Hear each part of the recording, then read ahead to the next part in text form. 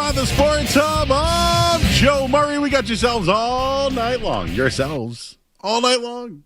Right here on the Sports Hub. Of course, you can join us on YouTube as well. Just go to youtube.com, search 98.5 The Sports Hub, and boom, you'll see me in my nice teal polo zip down on a 71-degree day right now in a beautiful sunny Waltham, Massachusetts at our Town Fair Tire Studios.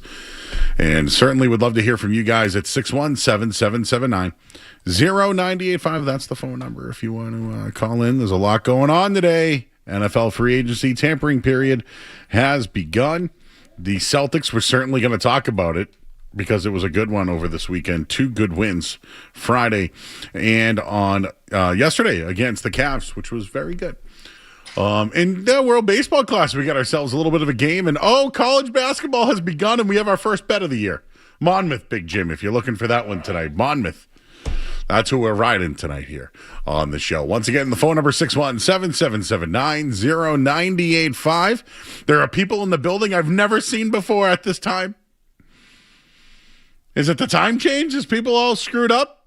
Street Team Joe is here. He was at the game on Friday night, the Jason Tatum's return, so we'll get his reaction to that. Skaz, also, they did the Green Teamers yesterday, so we'll have more on that. But the leadoff take is, what did the Patriots do today, and what is left for the Patriots at the wide receiving position in free agency? And, of course, our opening take is presented by Super Service Today. The snow's melting, everybody. It's melting fast. Raising groundwater levels and flooding basements. Is your current sump pump up to the task? Call Super Service today for a basement protection solution to keep your home safe and dry, guaranteed, day or night, and always done right.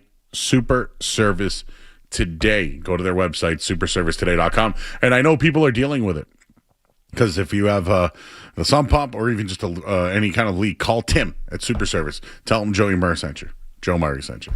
He might not know who Joey Murray is, but it's been saying that for 20 years now, and it just kind of rolled off the tongue. But yes, opening take. What's next? What's left? Oh, the Alec Pierce stuff.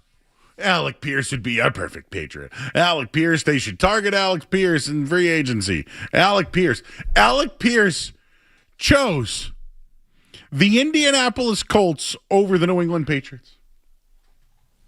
Think about that, everybody. The Indianapolis Colts. Now, this isn't a slight on the Patriots. Please don't think I'm doing that. I'm kind of throwing some shade at Alec Pierce here. Alec Pierce was comfortable in Indianapolis as the third option. Now he signs the deal. They make a move to get under the salary cap by moving on from Michael Pittman. They send him to Pittsburgh, and he gets the contract, the biggest contract in wide receiver history. Now it's an overpay. Like, I now sound like a Patriots bobo when I say bad deal. They gave him too much money. Why would he rather play for Daniel Jones than for Drake May? I sound like a bobo, but I'm not. It's fact. Alec Pierce is a good receiver. He's ascending in the league. His production for the minimal amount of receptions he gets is absolutely outstanding, and it's what's made him the most viable option and one of the most desirable players on the market this year. No doubt. But a guy like that, I don't give the bag for. I don't. I wanted Alec Pierce. I thought Alec Pierce would be a guy that could ascend here. I thought Alec Pierce would be a guy that could be maybe that 50, 60 catch guy, but do more in an offense where it isn't about the number one receiver. It's about the open receiver, right? How many times have you heard that before? But Alec Pierce didn't take the most money, even though he got a bag. He wanted to go back to the Colts with Daniel Jones and Anthony Richardson, whatever's left of him in his bad eye, and Riley Leonard. How can the Colts compete to what the Patriots are when their best player is a running back and their second best player is a left guard? Quentin, man. That's literally what the Colts are. He chose that over the Patriots? Now, again, I don't know if the Patriots would have ponied up the money. And maybe it sounds like they didn't, but they were in on it. They were in on it. Just another one that's off the board today is Mike Evans. Going to the 49ers, which he told teams he had a 1-year, $27 million deal, and instead he gets a 3-year, $60 million contract. So now I ask you, of all the names that were available as free agents, who's left? What's next? Romeo Doubs is out there. Does that move the needle for you? I like Romeo Doubs, by the way. But I don't know if he's a guy I want to bring in to be a number one. And I don't think he is a number one. He played in a system that had multiple wide receivers catch footballs, and I think he could fit in here. I do. I do think he could fit in. But is that exciting? Is that what you think off losing a Super Bowl and having Drake May on a rookie deal? Is that the move that's going to literally move you out of your seat? No. Not to mention, they released Stephon Diggs. My thinking was because they had other options in mind. Well, the free agent options, the big one, it's off the board. It's done. See you later. So what is next? I'll come up with a list for you coming up in just a little bit here. Free agents now. The A.J. Brown stuff is still on the table. When I think about what happened this week, Baltimore was in on the A.J. Brown thing, but they gave up 2 first-round picks for Maxx Crosby. The Steelers today traded for Michael Pittman and then extended him. So where else are there options for a guy like A.J. Brown? Philly's not trading him to Washington. I'm almost concerned that the Patriots might have to, when I say settle for guys like Darnell Mooney, Romeo Doubs, Deebo Samuel, guys like that. Maybe they go to the draft. But you would think after going to a Super Bowl, almost an MVP season, losing in the Super Bowl, you'd go out and get Drake May, that guy. Or maybe you'd go out and get Drake May, some sort of protector up front. There was some big money that went around the NFL today. A center went for big money, right, in Vegas. I think you could find centers in the draft. I would never pay a center $80 million. Nope, sorry. It's day one of free agency. I think it was a little lackluster. I actually expected more, but here's my other take. Maybe it is true. Maybe the Patriots spend 1 year and they don't the next. Maybe that's just the reality of the situation. Maybe because Christian Gonzalez has a contract that's coming. Maybe because Drake May will have an extension eligible soon. Maybe that's why they're not spending this year and they're looking ahead. It's not a great sell job. Don't love to hear it, but I can at least entertain the idea. The A.J. Brown thing has to be on the table. And I think Howie Roseman's holding out and waiting out. Because I do think they have the leverage right now. They don't have to move on from A.J. Brown. And really, is there another guy that's available that can put up the production as A.J. Brown? No. I still think it's there. I'm also wondering if Stephon Diggs is still on the table. Felt like it was a goodbye. But you moved on from Diggs and you came away with nothing on day one of tampering? Lackluster, to say the least, for the New England Patriots today. Oh, but you know what? They signed a fullback, guys. They got a fullback. Fullbacks are back. Oh, they have struggled in the red zone, Joe. Yep, I know. And they also made a signing on the defensive end. We'll tell you who that is coming up here on the other side. Your thoughts on the Patriots. What's next? What do they do? Is there a free agent that you're eyeing? Is there a name out there you're looking for? Feel free to call in 617-779-0985. You can join us on YouTube as well. We got a full show tonight. Alex Barth's going to join us at some point. He's been busy all day. 7:20. Oh, my God. We're back. We're back. 7:20. Oh, my God. We're back to 7:20. All right. Alex Barth will join us tonight. Johnny Avello from DraftKings is going to join us. He's going to give us the latest odds regarding the Celtics and their championship odds. So we'll do a little bit of betting. We got basketball on tonight. We got the World Baseball Classic on. We're just hanging out in the studio. Street Team Joe's here. That was Skaz. Jake's here as well. I'm Joe Murray. You're listening to 98.5 The Sports Hub. Don't go anywhere. There's more Joe Murray. On the way on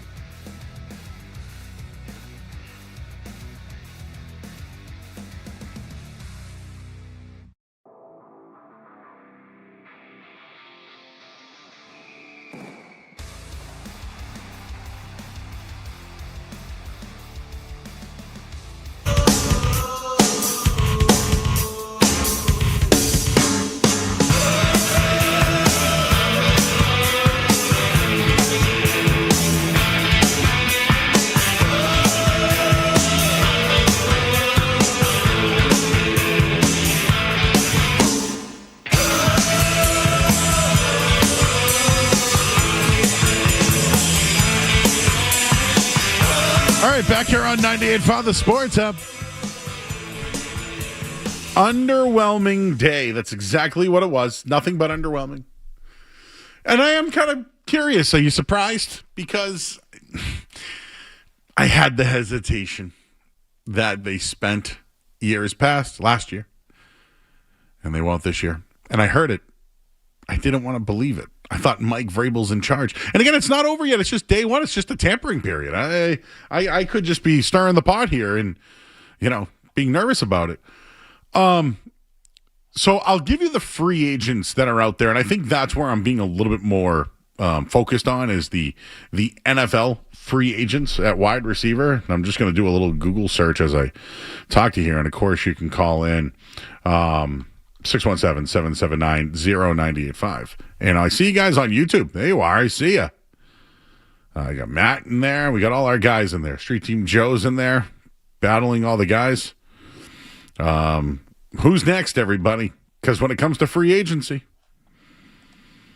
was it a whiff? I think it was. So Alec Pierce off the board. Wan'Dale Robinson off the board. Mike Evans off the. Even Jalen Naylor is off the board. So who's next? Who is next? Well, I think we got to start looking at trades. There's a name that is circling around right now. Brian Thomas Jr. and the Jaguars. I just saw Adam Farrell. He's insider somewhere. Forget where he is. Mentioned that the Jaguars are willing to part ways with him. What's it going to cost? What is the cost for that? Because I like that player. We mentioned A.J. Brown already. Certainly a name that people have been watching. Certainly a name that should be available. There are other names, people. Christian Kirk, Darnell Mooney, Tutu Atwell. And then these are the other guys. Maybe Hollywood Brown? Does that excite anybody? Then there's the Debo Samuels, Curtis Samuel, Juwan Jennings, right? There's all those guys. Somebody I would be interested in, Rashid Shaheed, right? 27 years old. But it gets worse. Keenan Allen's older now, right? There are not a lot of good names here. There just aren't. There's older guys. There's other guys that are out there that you could take a look at. But as far as who's available, Tyreek Hill. Don't think they're going to touch that one, right? I think Christian Kirk's a good player. Doesn't move the needle for me. I think Debo Samuel could work in this offense. Is he washed? Darnell Mooney's 29, can still play. Tutu Atwell's fast, but you already have a guy like that in Pop Douglas. I think they've missed the boat on the wide receivers. If I had to pick a guy, it's probably Hollywood Brown, who was previously with the Chiefs. Maybe him and Drake May could connect. Maybe it's a one-year deal, stopgap kind of thing. But I think they missed the boat when it came to a impact wide receiver. And it's underwhelming. So I do think there are two names out there. Brian Thomas Jr. and A.J. Brown. Thomas at least is under a rookie deal and can have some control. I don't even know why the Jags would move on from him. Your thoughts, 617-779-0985. We got Sean. He's in the car. What's up, Sean? Hey, what's going on? So I think there's three teams that do and should spend on day one, and it's dumb teams, desperate teams, or teams that are maybe one piece away. Like, did Seattle go out? I know the Rams made a trade. Buffalo made a small trade. Seattle, I think it's the dumb teams or the teams that are bad that need to overpay that end up getting these contracts that screw them 2-3 years down the road. You're right. That's why they're bad teams and they spend money and then they got to get out of these deals. I should say, as I literally said his name, Rashid Shaheed is back in Seattle Listen to this contract, Skaz. 3 years, $51 million, 34 guaranteed. Rashid Shaheed. That's quite a bit of guaranteed money there, Joe. I like him. I think he's a baller. He's fast. Kick return had a big impact, right, in the Super Bowl in special teams. And, to Jackson Smith and Jigba, he's a speed guy, and I think they'll find somebody else on the outside, and that's a lot of money. Are the Patriots going to give somebody, literally, are they going to give somebody $34 million as a signing bonus? So I keep going to the names. Brian Thomas in. Are you in? Yeah, sure. Why not? Why would the Jags give? I don't get it. Yeah, I don't really. Maybe Liam Cohen doesn't like him. I don't know. It's not making sense. Like Jacoby Myers, maybe they feel like might be like a better but he's not two option. I don't know. That makes no sense to me. AJ Brown seems to be the guy. What's the price? Yeah, I don't. You're gonna have to use picks and money to get AJ Brown. That doesn't feel like something the Patriots are gonna be interested in. Does the AJ Brown contract sound better than the money you saw today, though? Yeah, I would say yes. I would say it would be tough for it not to with some of the money that was thrown around today. You just mentioned, was it 36 guaranteed for Rashid Shaheed? Rashid Shaheed. That's slightly more than the 6 they guaranteed to the fullback. I would say. Oh yeah, well we'll get to that in a minute. But $40 million to is that what's guaranteed left for AJ Brown? I'm trying to remember the contract. See, the problem is it's the contract and the picks. That's the AJ Brown. The old double dip, Joe. Which they don't dip. They don't like single dipping. They don't like to double dip either toes. Toes are barely grazing the water. They don't like to do that. I gave you. Oh, if we want the wash list. Well, by the way, does all that money, does Stephon Diggs $26 million sound a lot better too? I still think there's a chance he might be back, Joe. I hope so. So these are the other names. Christian Kirk scored a touchdown against the Pats last year, right? He's a solid player. He's fine. Jags gave up on him. Houston's given up on him again. Everyone gives up on him. How about Deebo Samuel? Deebo, who got cut by Washington. See, I think Josh McDaniels would love him because he can play a little running back. So, in or out on Deebo? Out. Okay. Darnell Mooney. More in than Deebo. Tutu Atwell. Meh. The reason why I like Atwell is he's 26. But I think he's Pop Douglas, don't you? I also he's probably think better than Pop. At that position, usually we're pretty well aware of what you are at 26 years old. Wide receiver is not a position that usually takes years to develop in the NFL. De'Ami Brown. Fine. Curtis Samuel. No. Washed. Yeah. Hollywood Brown, I'd take a snap. I would.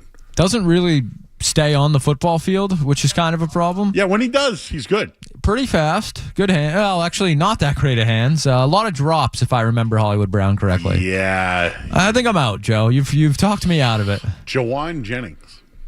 In. Big body, decent hands.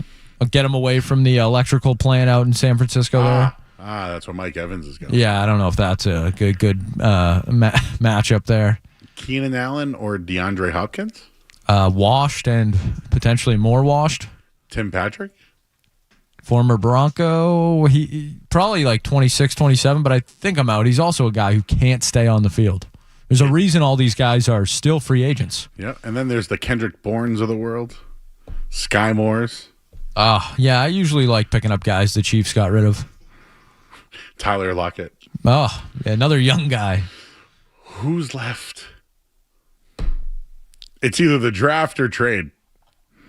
And the more we talk about it, it feels like this wide receiver group they're not going to spend on. Tom.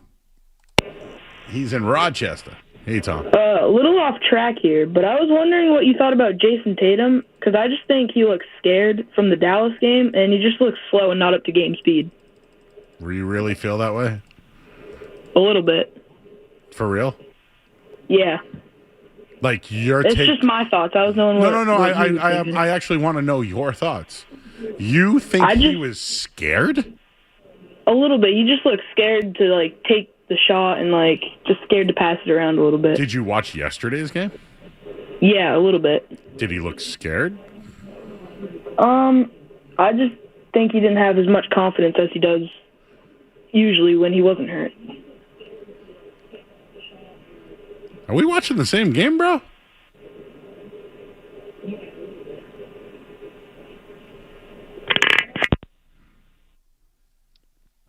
Joe, come on. Let the poor kid have a take.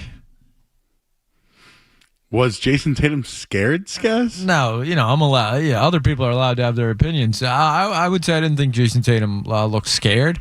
Maybe cautious. I'll give you cautious, even maybe a little timid off the jump. But he's allowed to have the take, Joe. I asked if we watched the same games. You really left him out to dry there. Well, he hung up on me. He certainly did. If anything, I should be offended. He hung up. You screened that call, Joe? Joe thought that was going to be a more positive Tatum call. Oh, I have to imagine, knowing scared? Team Joe. Scared? Did he look scared? I thought he looked all right. I thought he looked pretty good for a guy who hasn't played in 10 months. What did Felger say green teamers do? Numerous things, Joe. How could I keep track? Because I did hyperbolize. If he stayed in the game, he would have had a triple-double. And then Maz said, well, Jaylen Brown almost had a triple-double too. And I said Jaylen Brown was the best player on the court. Is that green teaming? I don't think I'm able to say what is and what isn't. I don't know. You're the green host teaming. of the green teamers, dude. Yeah, but I think that's like the inside. Like I can't. I'm too close to the situation, Joe. I don't know if I have that authority to declare.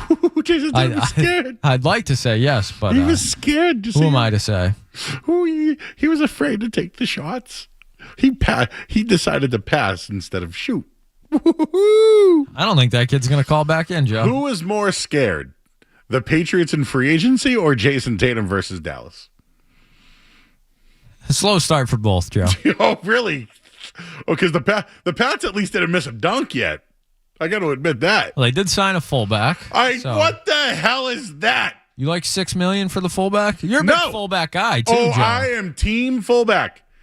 Team fullback. Hand in the dirt. I have been screaming for the fullback since James Devlin. They haven't won a Super Bowl since they had a fullback. That's a fact. That's not me just spouting. They have not won a Super Bowl since they had a fullback. You know who else loves a fullback, Joe? What's that? Your guy. Which one? Josh McDaniels. Oh, Josh, he loves it. He's got two now. They gave Westover a new deal. Now they got McLean. Diehard McLean in there.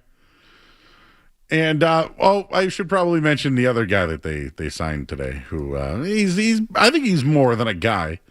But Drummond Jones. I like defensive players from the Ravens. They're usually pretty good at defense. You know I like him? Because he's 280 pounds and he holds the edge. He's a pass rusher, but he's a edge guy. A little bit more of a pass rusher than run stopper. Now, if I gave you two issues for the Patriots and they handled them today, this would be Patriot Bubba. Well, they're not good in the red zone, so having a fullback in the red zone gives them Travion Henderson now as a lead back. Yeah, who's going to block the first guy, though, so the fullback can pick up the next guy? That's what I'd be worried about. Well, they're working on that. They're working on it. Yeah. Don't worry. They'll get there. The draft, too, Joe, they do have plenty of time. Yeah. But Drummond Jones, good player. Did you know that he went to Ohio State? The Ohio State.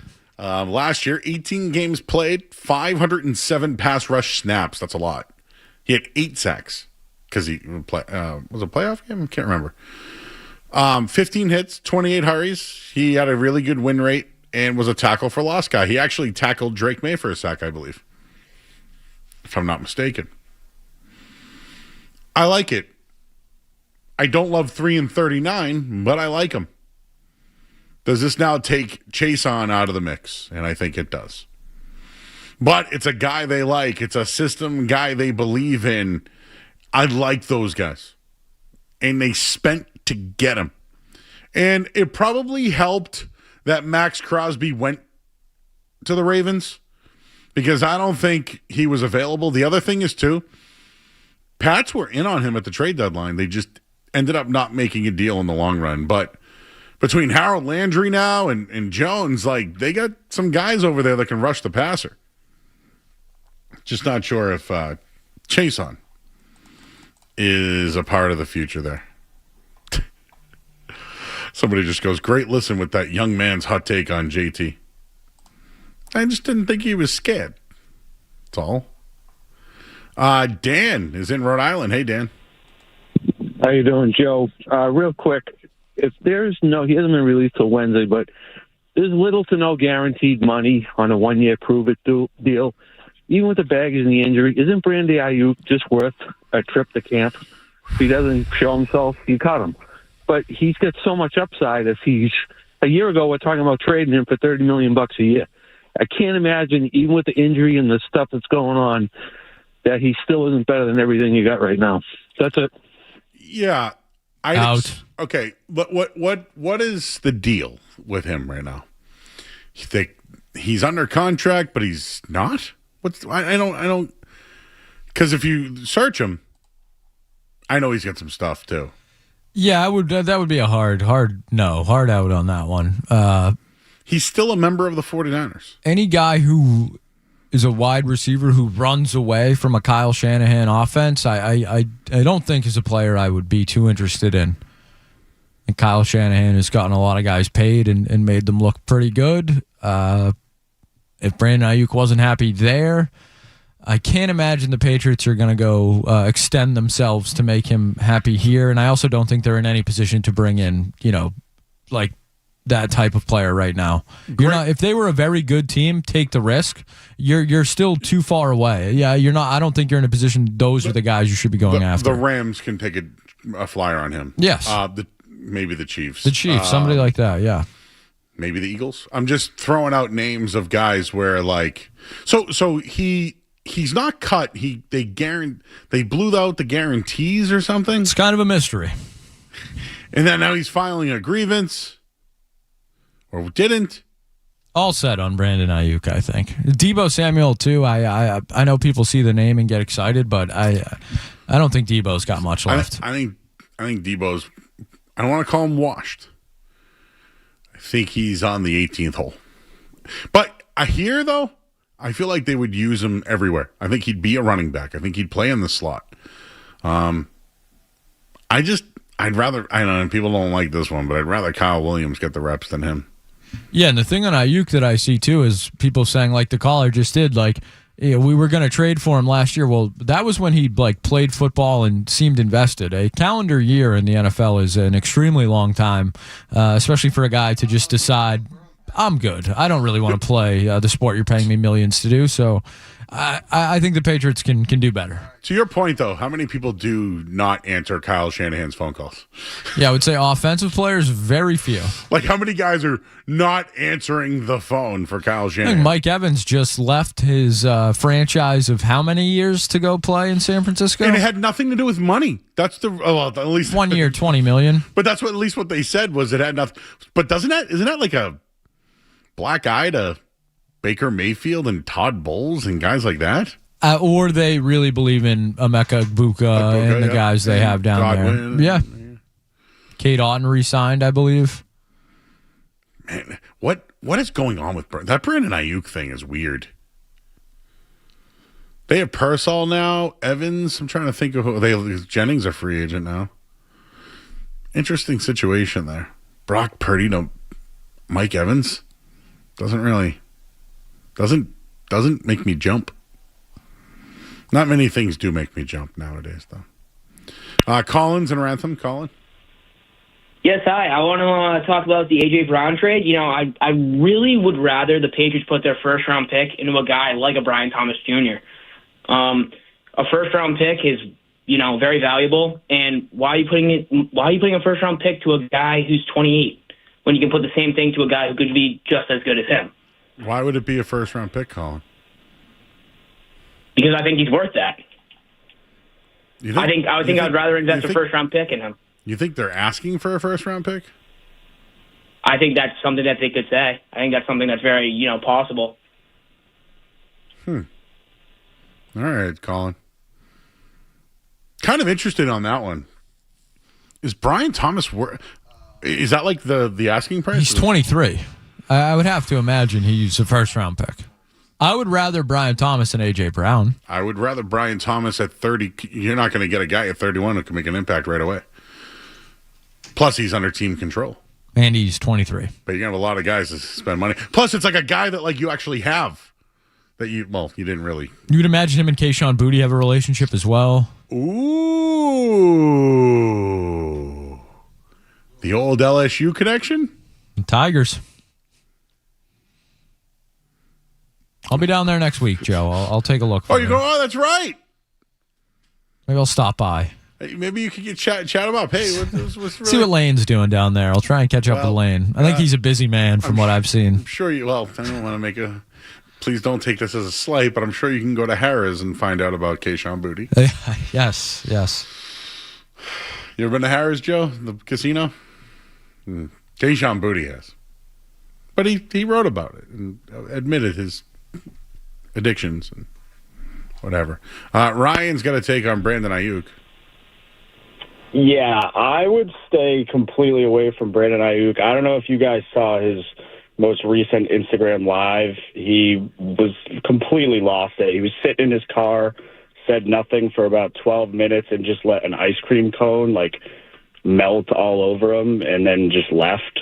I don't know what's going on over there in San Francisco, but I would be more in on Brian Thomas Jr. for 31 or a second. Is that true about the ice cream cone? I saw it. I mean, I don't know. You could do your research on it. Look it up. What kind of ice cream do you think it was? A soft serve? No, it's like a vanilla waffle cone, if I'm not mistaken. I love a vanilla waffle cone. But yeah, I mean, that guy's absolutely lost it. And then he's driving 100 million miles past the stadium, yelling out his car window. I mean, I just don't know what's going on with him. Well, Myles Garrett does that too. Yeah, but he plays football. That's true. In February 2026, San Francisco 49ers wide receiver Brandon Ayuk went viral for a 9-minute Instagram live stream where he sat silently while an ice cream cone melted all over his hand.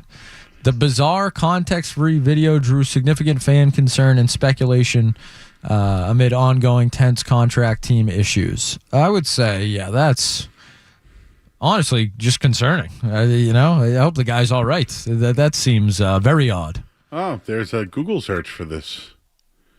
Did Brandon Ayuk let an ice cream cone melt in his hands? It says false. I just... Who wastes an ice cream cone? It's a great point. I heard you were doing some ice cream talk this weekend, Joe. Yes. Actually, someone's... the headline was, all your shows blow. What an email to get. And I actually was on the air, and I went, we're going to open up this email live coming up next. And he goes, yeah, Joe, just want to give you some constructive criticism. Not to sound like I'm a D-bag, is what he wrote. I mean, isn't that what we all love at our jobs? Headline. To get public emails about how we can do better? Yeah. And then he goes, what's next? You're going to do a half hour on ice cream toppings. And we continue to do a half hour on ice cream. I was going to say, that feels like something we've already done. Yeah. It feels like an early staple. And I will tell you, yeah, that was early in the Joe Show days. I think I like the Reese's Peanut Butter Cup chopped frozen. That's probably the number one. Top 5, Joe. But I think I came across the Rolo is like a hidden gem of a topping. I feel like you could freeze those things. That's a tough chew, Sticky in the teethies, A lot of teethies there. Was that caramel? Caramel. Speaking of teeth, have you ever seen any old Andre the Giant videos? I've never seen Andre the Giant's teeth, if that's what you're asking me. Google it. I don't think I want to, by the way. You ever see Coneheads? Yes. Remember when Beldar goes to the dentist? I mean, I saw it 20 years ago, probably. So kind of looks like that. Beldar Conehead. You got Street Team Joe firing up the Google machine. Joe, you ever see Coneheads? I was going to say, God. No way he knows what that is. All right, well, I see you guys on hold. We'll get to you after this. We have to hit the headline. I'm Joe Murray, 98.5 The Sports Hub. Essential Sports Hub headline presented by Celsius Energy Drinks. All right, free agent period has begun, and the Patriots have signed a fullback, and they have signed defensive end Dermont Jones. 3 years, $39 million came.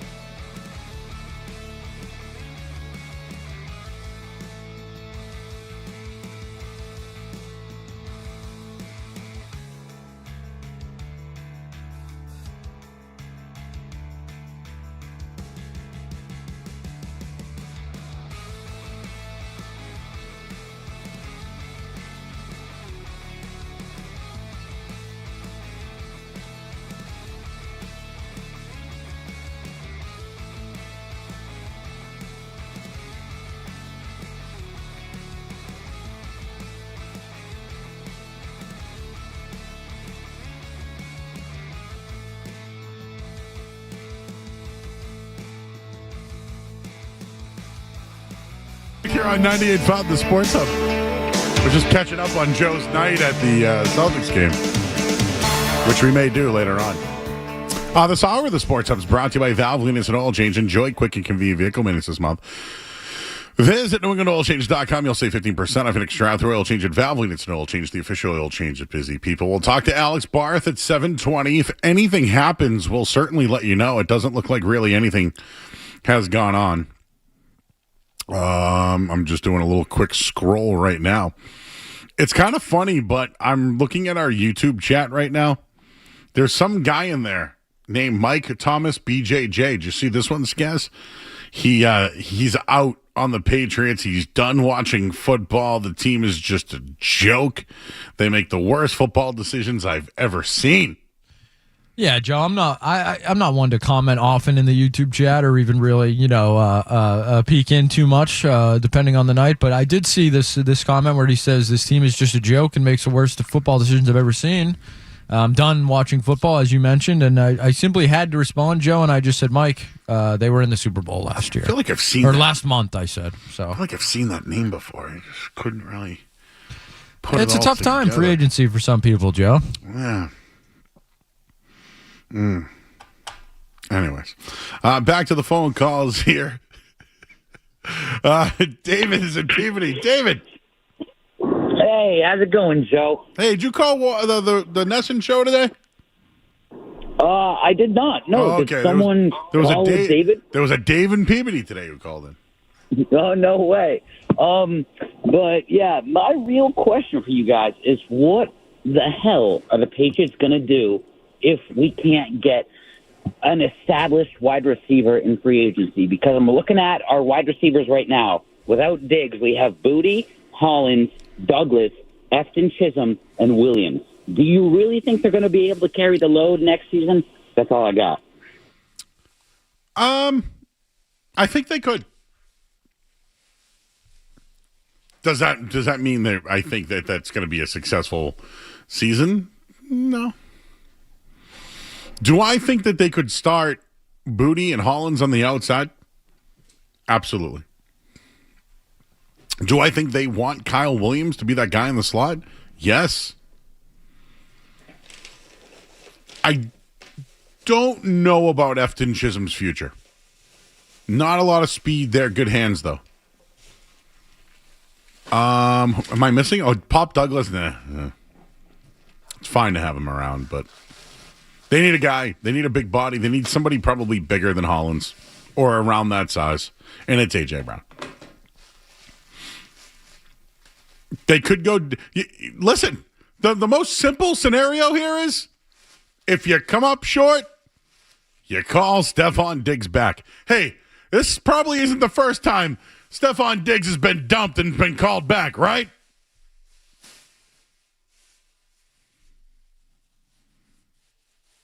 Jason in Peabody. Hey, Jason. Hey, Joe. What's happening? Gags, what's up? Good. Just waiting for my daughter to get out of dance. And I think I had an epiphany, Joe. What was the biggest problem with the Patriots and their receiving game this year? It was the fact that Drake could not get enough time to throw the ball, get it complete, right? Mm-hmm. Why? Is because they need a left tackle, obviously. They need someone a lot bigger. But this fullback thing makes me think that they're going to change around the offense, have the fullback block more, right, than be a runner. And then they need a big, fat, roast beef eating left tackle to protect the blind side. I think they're going more with an option screen offense. I don't know. I had this guy, you said on the YouTube, he thinks, I'm not watching football anymore, blah, blah, blah. We're not smarter than Josh McDaniels. I'm not smarter than Josh McDaniels. You're not smarter than Josh McDaniels. Hey, hang on. Hey, it's true, right? We don't coach the Patriots, He's been to 10 Super Bowls. I'll give him that. Yeah, so I think maybe he has a plan to change up the offense a little bit. That doesn't negate the fact that they need a receiver. And whether they bring Stephon Diggs back or they go out and get A.J. Brown, they need someone to be a deep threat. I don't think we have that person on the offense. Could they carry the load catching the... Yeah, Booty's great, and, you could have Pop Douglas and Holland. Sure, great. It would work, but it's not going to be what they need to either maintain kind of dominance in the AFC East, or get back to the Super Bowl. Joe, I appreciate you. I think you're great. Skaggs, I think you're great. Frequent listener, occasional caller. Skaggs. And beefs up. Beefs up. I'll talk to you later. All right, buddy. Skaggs. Skaggs. 1Z, though, right? Yeah, I mean, there's a couple, but yeah, usually one. Hey, Dawson's on the line. Dawson. What's up, Joe? How we doing? Are you in New York? I am currently driving to former Joe Show intern Josh Barber's house right now. Whoa, so we got intern on intern duality? Sure. Hey, they're going to cover the Big East. You guys are going to the Big East tournament, huh? You got a bet for us? What? Do you have a bet for us? No. Who's gonna win the World Baseball Classic game tonight? I think the U.S. beats Mexico. I think they do. By how much? I'd say it's going to be close because Mexico plays them very tough every time. I'd say like a 2-run game, like 5-3 type score. Yeah, the line's 3.5. How about 4 runs? Can they win by 4 runs? I think with the names in the lineup they can, but they just haven't hit as well as you would expect, like some of the other lineups. Okay. Anything else going on? Well, yeah, the reason I called is I heard Street Team Joe was in tonight, so I'm very much looking forward to the Baylor Shireman apology segment from him. Yes, we have a we even I think have a new spelling of Shireman's name. There's a 3 in there instead of an E. Oh, okay. Yeah. All right, Dawson, your phone kind of stinks, but we love you. Thank you. We'll see you next week. Well, Enjoy the Big East. Yeah, and let me know what Patino says. Oh, yeah, that's right. Street Team Joe's just answering calls, but he's working hard back here. Well, Joe, we're going to do the night. Oh, that was. So don't worry about that. He'll get his comeuppance for his Baylor Shireman. He's hustling back there, though. Jake's cutting up video. Joe's answering calls like crazy. Skaz is chirping at people in the chat. What do we call that? Chapping? Yeah, just chatting away. And we got people on hold. We got to go to break, though, unfortunately. We could go forever, everybody. You know that? Oh, I love this call that I see on hold. I'm going to tease this one. You ready, Skaz? The Patriots are wasting May's rookie contract. We'll do that coming up next here on 90 and 5 The Sports Hub. More Joe Murray coming up on the Sports Hub.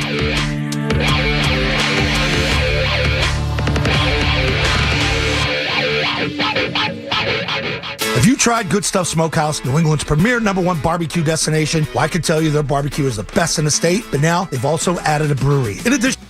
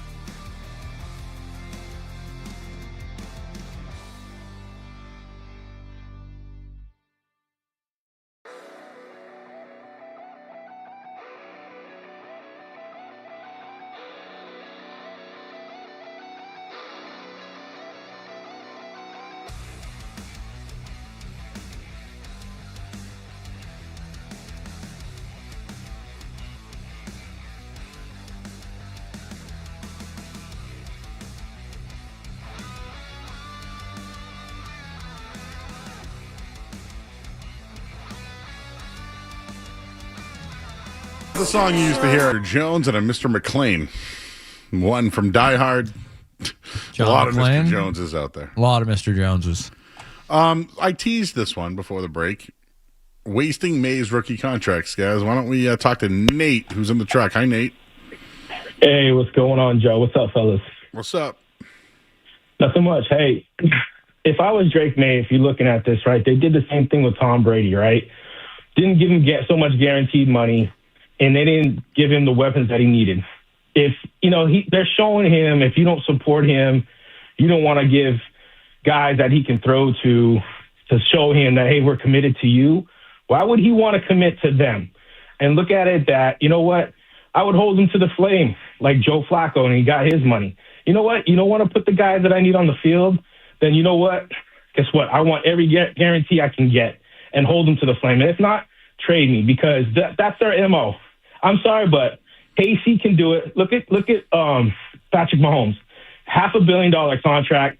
They brought in all these weapons for him. Look at Joe Burrow. They signed two top guys, Jamar Chase and T. Higgins. They're messing around with this kid. Don't do what you did to Tom Brady. Tom Brady had a lackluster 10 years without having weapons. Okay. Don't do this to this kid. Right. I'm sorry. He's not Tom Brady. Thanks, okay? You can't pick Julian Edelman out of Kent State undrafted. It's not going to happen all the time. You got to get this guy a weapon. So my last point is, Joe, is that if you know you're so weak at drafting receivers, why can't you go out and make a splash by trading for one or signing? You can't sign a guy off a free agent because they never come available. But trade for a guy. Come on, man. All right, Nate. Well, the two teams you mentioned, the Chiefs and the Bengals, they didn't make the playoffs this year. How are they doing right now? Well, the Super Bowl MVP is going to the Chiefs. I would say that's good. That's good. They should. You know what? I actually think it's a good move for Walker more than it is the Chiefs. What do you think of his overall point, though, that you can't skate by with the lack of talent around the roster as they had for the last 20 years with Tom Brady? Because as good as Drake May is, he is not Tom Brady level, and he does need help around him. I agree with that. I do think Drake May is going to need playmakers. Needs fast guys. I'm a little disturbed today. Disturbed? No. Lackluster is the word I'm going to use. But it's not over yet, Skess. But he's not wrong, Nate. By the way, when they drafted Julian Edelman, he didn't play for like 4 years. Wally Pep. And then he played. All right, so this should be fun. Street Team Joe went to the game the other night. He went with two of our interns. One is Chris, who's in Rhode Island, who's on the line with us, and the other is Katie, who I hope I didn't hang up on her. Katie, are you there? Up on me. Hi. Oh, I hung up on Chris. Joe, what are you doing? I'm trying to get them both on at the same time. Joe. Hi, Katie. Hi. How are you guys? Good. I saw you at the game. Did you? Joe told us where you were sitting, and we went during the game. We saw you guys. Oh my gosh! Well, I got to shout out Joe because he got really hooked us up with some pretty amazing seats. Yeah. Now Chris is our other. So Katie was our intern. Chris was our first intern ever. Chris, are you on the line now too? Whoa, I'm here. What's up? You're both on it. Joe, yeah. We were both your first interns. Oh my God, that's awesome. At the same time. Wait a second. All right. And we never met each other. So you guys never met each other, but just went. Well, you guys worked on the street team together, right? We did. Well, so we were both interns at the same time when Chris was 18 and I was 20. But he worked the opposite nights that I worked, so I never once met him when we were both interning. But then we worked on the street team together. And so basically it was you and a fourth. The three of you, street team Joe, old intern Chris, and old intern Katie, all went to the game together. Yes. So do you think that I manifested this? I think that you can take some credit for it, Joe. Although I did give you street team Joe. So that's true. That is true. Mm-hmm. Chris, how do you feel about that? Yeah, no, I would give some credit. I wouldn't be on the street team without you and Skaz. So yeah. All right. Well, how much green goo is being spilled at the game? Oh my gosh, a lot, a lot. What was Street Team Joe doing? Because I did see him slapping the stairs, saying "Let's go Celtics." I saw that video. Oh gosh, Joe, let me tell you, Street Team Joe scared me so bad for like weeks before this game because he was like, "Katie, I have this chant that we have to do going up the escalator." And I was like, "Joe, what are you talking about?" And he didn't give me any information, but told our other friend who went with us, Haley, that it was going to be like 10 minutes long. And I was like, "What are you talking about?" Apparently that was misinformation. Because he did just have a Let's Go Celtics chant, which I thought was very manageable. But he did not get a lot of people to join in, which I thought was a little sad for the people around us, not Joe, because we all thought it was great. And Intern Chris, I saw you. Well, you're not Intern Chris anymore. You're Street Team Chris now. So I saw you circling your face all throughout the game. Oh yeah. I was all over the place. Like I was in a couple videos with Tatum's dunk and his 3-pointer, and then I was on TV a couple of times. So was Katie. Katie was with me in all the videos. She was next to me. Joe wasn't. I'll let Joe tell the story why he wasn't there. But yeah, I was in all those videos. It was awesome. It was core memories. It was a once in a lifetime experience. But thank you to Street Team Joe too for the tickets because it was absolutely amazing. It's probably the closest you'll ever be, Chris. Absolutely. Has Street Team Joe told you the story yet as to why he was not with us in all of the many videos and pictures with Tatum's first couple points? Well, I'll ask. We're gonna bring him on later. Skaz is wondering what's going on back there. I can already see it. Oh, I'm well aware of. He's already aware. Yeah. So again, guys, I'm working a show. They're back there. You know how it works. They chat up all the way. All right. So the only one that's not on the line right now is Haley. Yes. Who is my best friend. Oh, how's that going? Great. She's my best friend, of all time. Well, she's like my girl. This is my best friend. Got it. Mm-hmm. Got it. So what are you doing now? Are you calling any games? I sure am. I've got some BU women's lacrosse tomorrow. I just wrapped up my basketball season at Harvard. I have got my UConn lacrosse season coming up too, which is very exciting. I'll get some Harvard last. I'm on Harvard Lats on Nesson next week, actually, which is very exciting. Oh, I know that place. I was going to say, yeah, you're a little familiar with that. Yeah. So, yeah, it's been good. Second wrapping up once this spring's over. I'll wrap up my second full year broadcasting here, which is pretty fun. Well, you can follow Katie, everybody. Where do they find you, Katie? Well, Instagram. It's just katie.bennert. It's very easy. And I do have a Twitter, too, which is just the opposite, actually. It's just Bennert_Katie. Oh, okay. And Twitter made that one up for me, by the way. I did not get to do that one myself. And Intern Chris, Intern Chris. Chris is now Street Team Extraordinaire. Hey, Chris, I got one for you. Who's going to be the next BC basketball coach? Next PC basketball coach? I'm not 100% sure. I got it. Give me a Rhode Island guy. Give me a Rhode Island guy. I've been trying to focus on the URI head coach. His contract. Oh, that's right. 1 year left. Yeah. And I've been focusing on that. But I know Kim English. Yeah, that was really big. My mom went to PC, so I grew up a little bit of a PC fan. But I've been more focused on the URI basketball. The women's basketball team just won the A10 championship, and they're going March Madness for the first time in 30 years. So it's crazy at URI.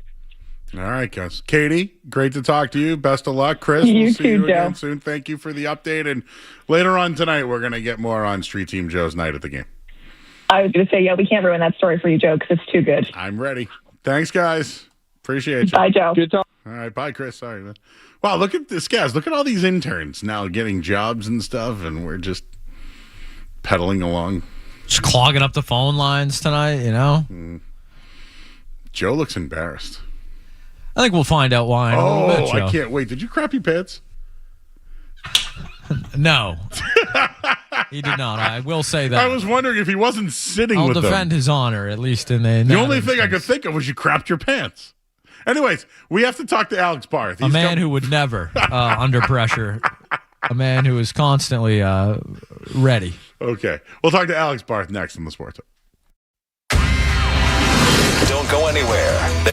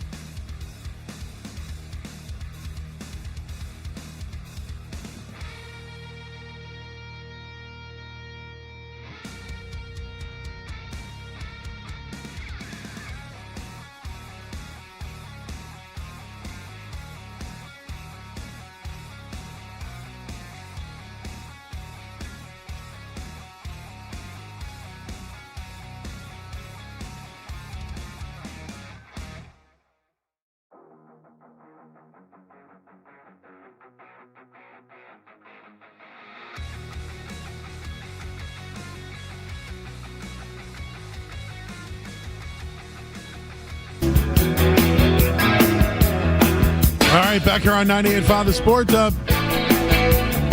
Again, when it comes to free agency, go to 985thesportshub.com.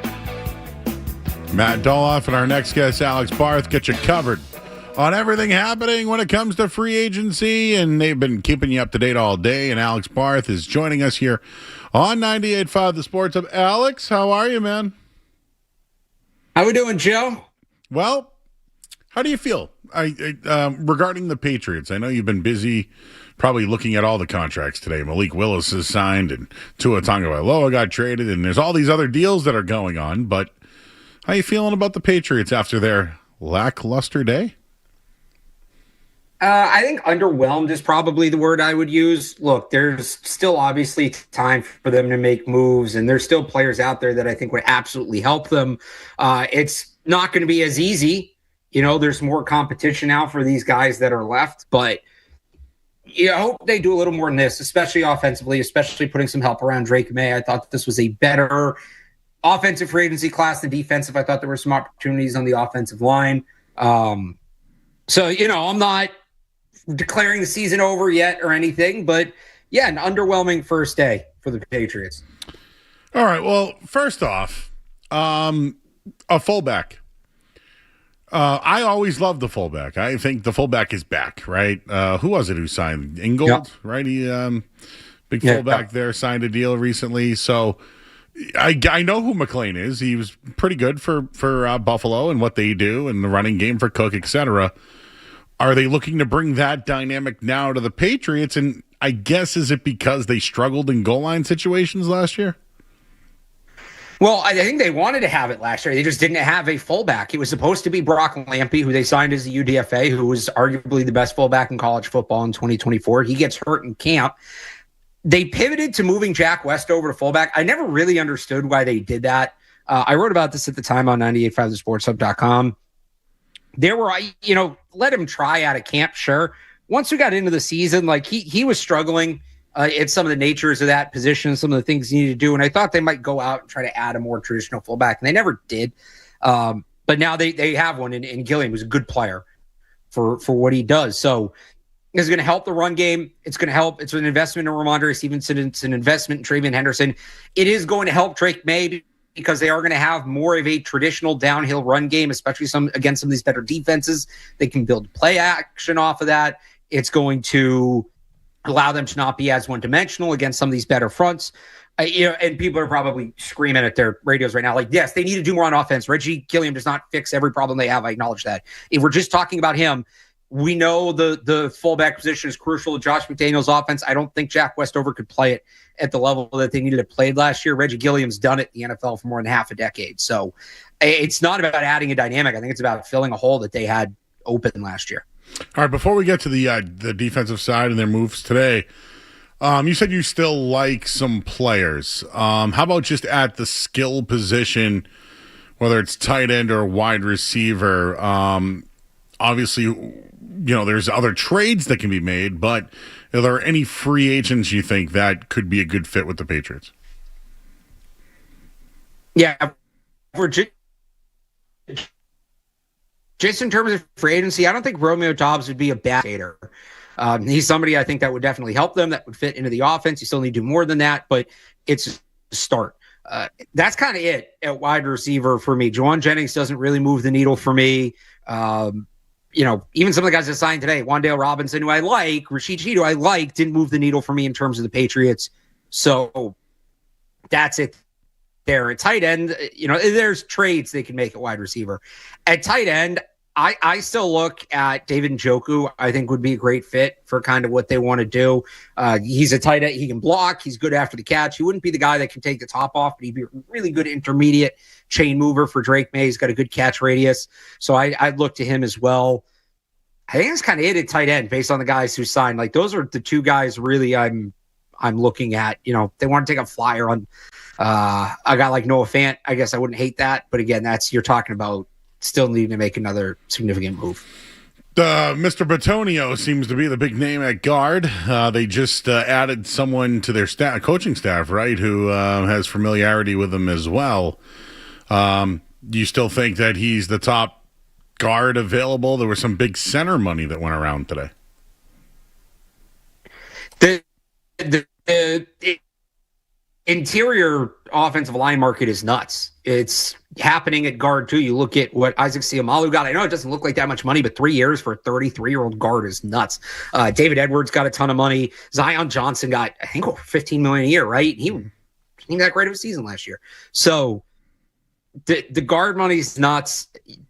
They still could go Vera Tucker. I don't love that one because the injuries. Bitonio would make the most sense. And at this point, you're probably looking at a bridge. I don't think there's anything wrong with that. Draft somebody, use a mid-round draft pick, get a guard to develop behind them. You just have to do that. You're not going to be able to find long-term solutions at every position. And they weren't going to be able to going into today either, by the way. That's just the nature of life in the NFL. But I think especially now with their other needs, with the way the market is played out, if they can get Bitonio like a 1-year, $10 million deal and just have him be the bridge guard to the next guy, I think would make the most sense. But that's one I really would like to see them address in free agency. Some of these others, they can get, if they don't end up with a tight end, it would be disappointing. But I also think they can get a tight end in the draft and more or less be where they need to be at the position for the long term. Guard, I think there's real value in having a veteran between Will Campbell and Jared Wilson and not throwing a rookie in there and just having a really young line, especially because if you're going to have a bridge guy for Morgan Moses too, and he doesn't make it through the year, like now your 4 or 5 spots are first or second year players. So that's the one spot that I really want to see them get filled in free agency. All right, we're talking with Alex Barth. He's of 98.5thesportshub.com. Check out all their coverage here. Any big surprises today? What did you think about Alec Pierce staying in Indianapolis? It didn't surprise me. It kind of surprised me the way they let it play out, like get 2 minutes into free agency and then do it. Just sign the deal last night. I don't know what the hell that was, especially after he talked about wanting to get out and see what was out there. But yeah, not a surprise that he ended up back in Indianapolis. I'm trying to think of the other big moves. I mean, ETN got a ton of money. ETN got a lot of money from the Saints. 4 years, $52 million for running back. Kind of blows me away. That one stood out to me. Both running back moves. Kenneth Walker to the Saints. That frees them up to get more creative at pick 9. A lot of people had been mocking Jeremiah Love there. Now I wonder if that's where Kenyon Sadiq goes. Yeah, I don't know that there was anything that happened today that was like super shocking, though. The quarterback cuts, but we sort of expected them to go to Atlanta. That makes sense. We'll see where Kyler ends up. I don't know if there were any major surprises for me today. All right. What is next? I know you said you still like some guys here. Could Stephon Diggs come back to New England? He could, technically, you can re-sign him. I just feel like if he was going to sign on a deal that they want, wouldn't they have just restructured his contract instead of cutting him? Because that's essentially what that would be. It would be a roundabout way of restructuring his contract. It's not impossible, but I feel like they would have restructured. No, they got to find a wide receiver, though. And the A.J. Brown thing at this point might not be realistic because if the Eagles aren't going to trade him until after June 1st, that becomes a poison pill for the Patriots. One, you have to trade your 27 pick instead of this year's pick, which is probably going to be a higher pick because it's hard to go back to the Super Bowl, and a better draft. And he misses the offseason program, which is so important for wide receivers to build chemistry with the quarterback. So important. So he's less valuable in June. It's easier for the Eagles to trade him, but he's less valuable in June than he is right now. If you tell me it's a second-round pick for A.J. Brown in June, fine. I'm not touching the first-round pick for A.J. Brown in June by no means whatsoever. So you either got to put the pressure on Philly, but they kind of have the leverage now. The only leverage you have on them is if you want to offload him, you got to do it now because we're not going to do it in June. And hope that everybody else, all the other teams bidding for him, kind of feel the same way. The Brian Thomas Jr. thing is really interesting to me. I can't believe they're making him available at 23 years old, 1,000-yard wide receiver.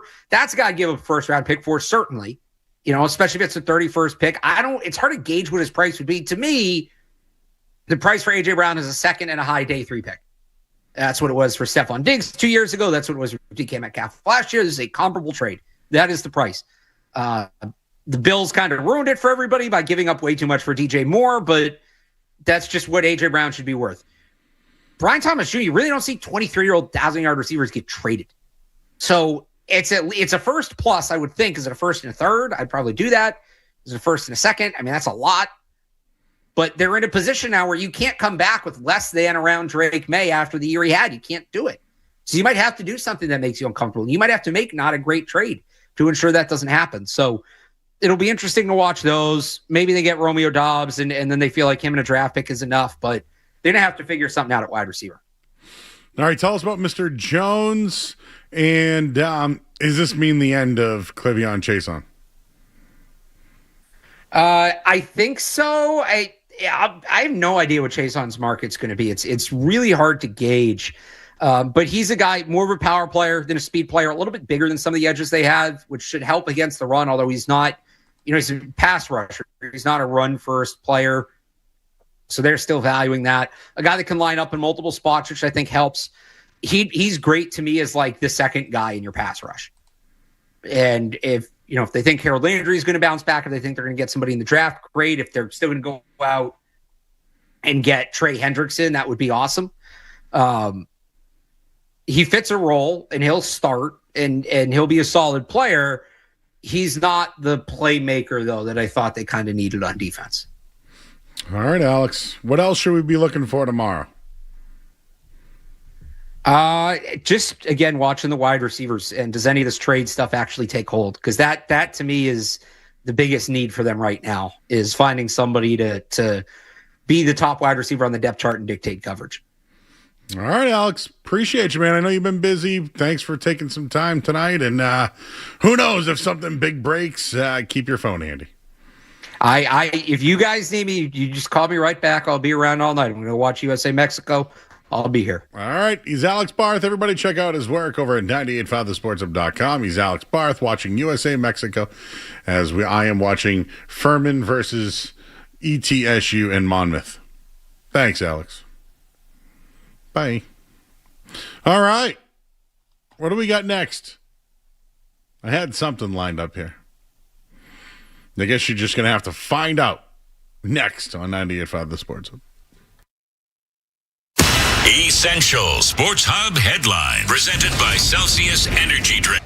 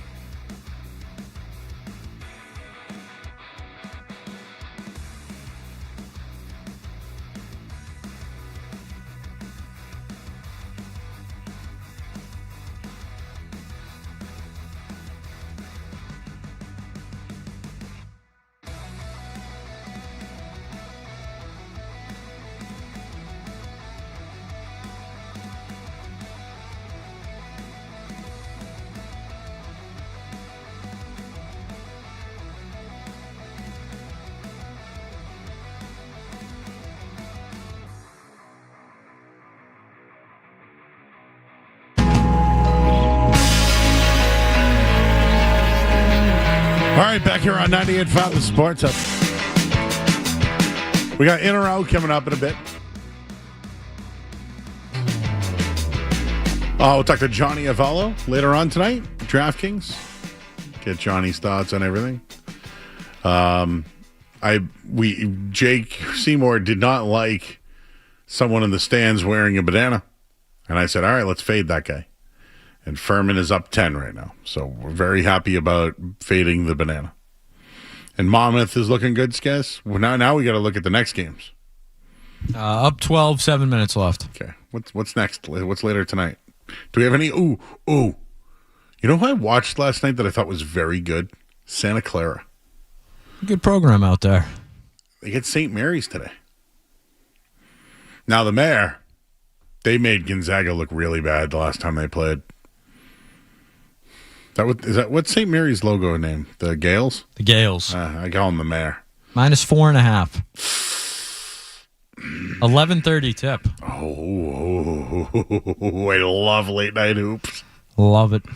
Oregon State Gonzaga tonight as well. So Oregon 20.5. Oregon State had actually won a really nice game last night. I've watched so much college basketball. I even watched BU win. I saw that too. Heck of a game. Reminded me of Tunji. I was going to just say, took the words right out of my mouth, Joe. It's our guy. All right. So this is a story that came out yesterday. I was on the air yesterday, so I didn't make a big deal about it, but today it's a big deal. Maxx Crosby went to the Ravens for 2 first-round picks. The reason why the Ravens got Maxx Crosby is because they have the 14th pick. That's why. Dallas wanted him. A couple other teams were in on him. But the value was the Ravens because they were giving up 14 and next year. I believe it was Jeremy Fowler came out and said that Tom Brady would never deal Maxx Crosby to the Patriots. So I want to pour cold water on it, Skaz, because I don't think the Patriots could have ever acquired Maxx Crosby. Like, pick 31 is not 14, right? Certainly not. So, they kind of were out of the mix. Now, Dallas had 2 first-rounders this year. There were some teams that have multiple, you know what I mean? So that could have been the difference. Do you think Tom Brady is not going to do business with the Patriots? I don't think he's going to do the Patriots any favors. To give you an example, Kevin Garnett was in Minnesota. Kevin McHale was the GM. He made a trade with Danny Ainge. Al Jefferson. And it worked. Wally Zerbiak. So you don't think you're going to get, who's a great Raider now? Is there any great Raiders anymore? Oof. Brock Bowers. There you go. Good Raider. You're not going to get Brock Bowers for Hunter Henry in a first-round pick? I wouldn't do that deal, would you? Probably not, no. He's good, though, Brock Bowers. Good player, Baldwin. Is Brady not doing business with the Patriots? Is Brady basically out on the Patriots? This would be a story to me if it was a fair trade offer. Like you said, if this was of equal value, then I think there's more of a story there. But the Patriots were not in, for real on Maxx Crosby. They didn't have 2 firsts or not, 14 and, what the Ravens offered, or even the Cowboys having 2 firsts this year. The Patriots didn't have that to offer. So, yeah, I think it's a good headline. It's a good quote. But for me, it becomes a story when, the ask is equal, when the return is equal, I guess. Then it becomes the story. If you want to lump it in with the Mike McDonald Super Bowl stuff and say... That's where I'm going. Something's a little fishy there, a little smelly, okay. Brady just got into the Raiders ownership, right? Minority owner. Yes, the Patriots, they haven't sold any part of the franchise recently, have they? They did, actually. They did. They did, just a little bit piece of it. A minority piece, you would say. That's right, yes. Tom Brady not involved in that. No. Wonder if he would have liked to have been instead of the Raiders.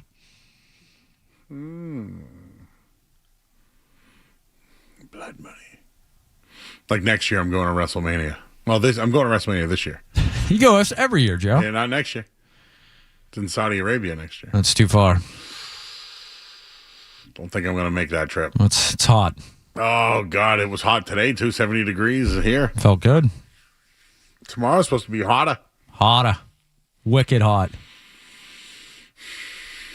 Tried to make something out of that Brady story, but I agree with you. It's not really doing it. I just don't. No, it does. It's not working me up or anybody up because I just don't think they have the assets. Yeah, I don't think they did either. But I think people want to ask. They want to know. Is Tom Brady a traitor now? Burn down the statue. Tear it down. I have seen that, Joe. Actually, I did a little bit of that on Boston's Enter the Chat today on Nesson 4 p.m. Imagine I was the one that gave the analysis regarding the picks and the draft. Normally it would be like, yeah, he's a traitor. I was thinking about that with Larry Bird. Is it okay to compare? Please. Good coach. But when Larry Bird was on the Pacers as the coach, he wasn't going to trade anybody to the Celtics, was he? No, I don't think so. Or did the Celtics trade anybody? People expect Nick Caserio to do the Patriots favors or Scott Pioli or any of these guys. We ever said Nick Caserio really owes it to the Patriots? Anyone ever said that once? I will tell you, Nick Caserio has done a pretty good job with Trent Brown. $7 million for Trent Brown this offseason. It's almost as much as the fullback's getting. Laramie Tunsil. Remember someone tried to give him the weed mask? I could use one of those after this week, Joe. Dude, me too, but after next week too. Well, yes. But the guy that hits the highest paid lineman in history. Anyone ever say he should do the Patriots a favor? No. Would you think he's a guy that owes the Patriots more or Tom Brady owes the Patriots more? Tom Brady. You think he owes the Patriots more? Oh, no, Nick Caserio. Okay. Sorry. Just wondering. Just wondering why that's... We don't usually call on the owners when it comes to the trading of players to do teams favors. I just think it's kind of an odd discussion. I did throw out there last year that I think Robert Kraft sent Jerry Jones Joe Milton. What a gift. What a gift. We just had his biggest fan on, Alex Barth. I don't even know if he'd be signing up for that these days. All right. Monmouth up 14, Joe. Yes, and, Furman's going to win the first half. Fade the banana. Yeah. Hey, guess what we have next? It's in a row. Next on the Sports Hub. What's it going to be, McFly? Are you in or out?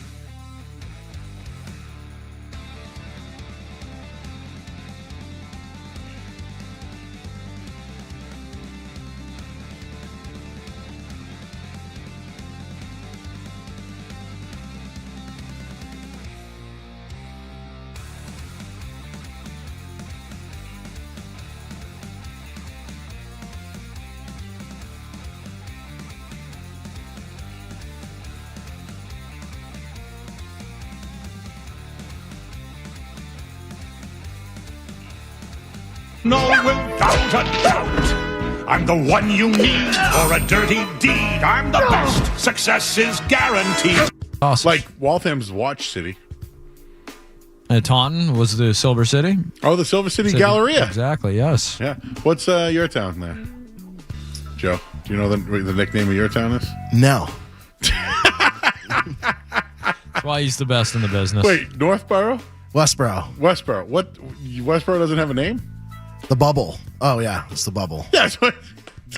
No, I don't know. Sorry, I was a little lost on my it took me a second. The Bubble. It's because everyone knows everything about everyone, so we call it the Bubble. But I'm sure there might be a more specific name. That's what it's referred to at least in high school. Did we do an in or out yet? Oh, Magic City. Joe, do you think off the top of your head? So my group chat was talking about the Magic City game. And one of my friends challenged me. He's like, can you name 4 players in the Atlanta Hawks roster? Do you think you can name 4 players in the Atlanta Hawks roster? I think I could, yeah. Well, Trae Young's gone. He's gone. He debuted the other night with the Wizards. That's right. He did. Okay, let me give you Corey Kispert was a part of that trade, right? Mm-hmm. Let's see here. Oh, CJ McCollum's a bum. Yeah, you got. I can't believe that's the first person you came up with. He's like not at top of their roster at all. Well, he's the guy who got. No, I know. It's such a random. One of the Jalen. Yeah, is it Jalen? Jalen Johnson. There we go. Well, I'll give you that. Dyson Daniels, Zachary Richauche. There we go. I was going to say Zachary Richauche was my last one. All right, we got 4. Okongwu, Corey Kispert, Buddy Hield. No, Buddy Hield, I wouldn't have. Who's the guy from Golden State there? Wiseman? Oh, James Wiseman. Yes. It's difficult. Yeah, but they're in a tough spot. But we passed the test. Did. No, it's difficult. Yeah. Who would you rather be, the Hawks or the Wizards? At least I'm close to Magic City. Give me the Hawks. The Wizards might have money. And a pick. We might have Doc Rivers, too, next year. Oh, God. Oh, no. Stephen A. said retirement. Retiring, yes. But, Joe, that's a good... There's other teams I could do this with. Oh, like name that, yeah. It's hard. I couldn't come up with 4. Baseball? Yeah. Baseball would be... Give me 5 Chicago White Sox. Oh, 0 chance, Joe. 0 chance. Absolutely not. Top 5 Chicago White Sox. Is Benintendi still there? Paul Konerko. Frank Thomas. All the time. Yeah. Robin Ventura. Mark Burley. Jim Thome? Is Yohan Moncada still there? Kyle Teal's the catcher. Yeah, why not? Uribe? Who else did they trade? Was Jim Thome a White Sox at one point? Yeah, he was Cleveland too.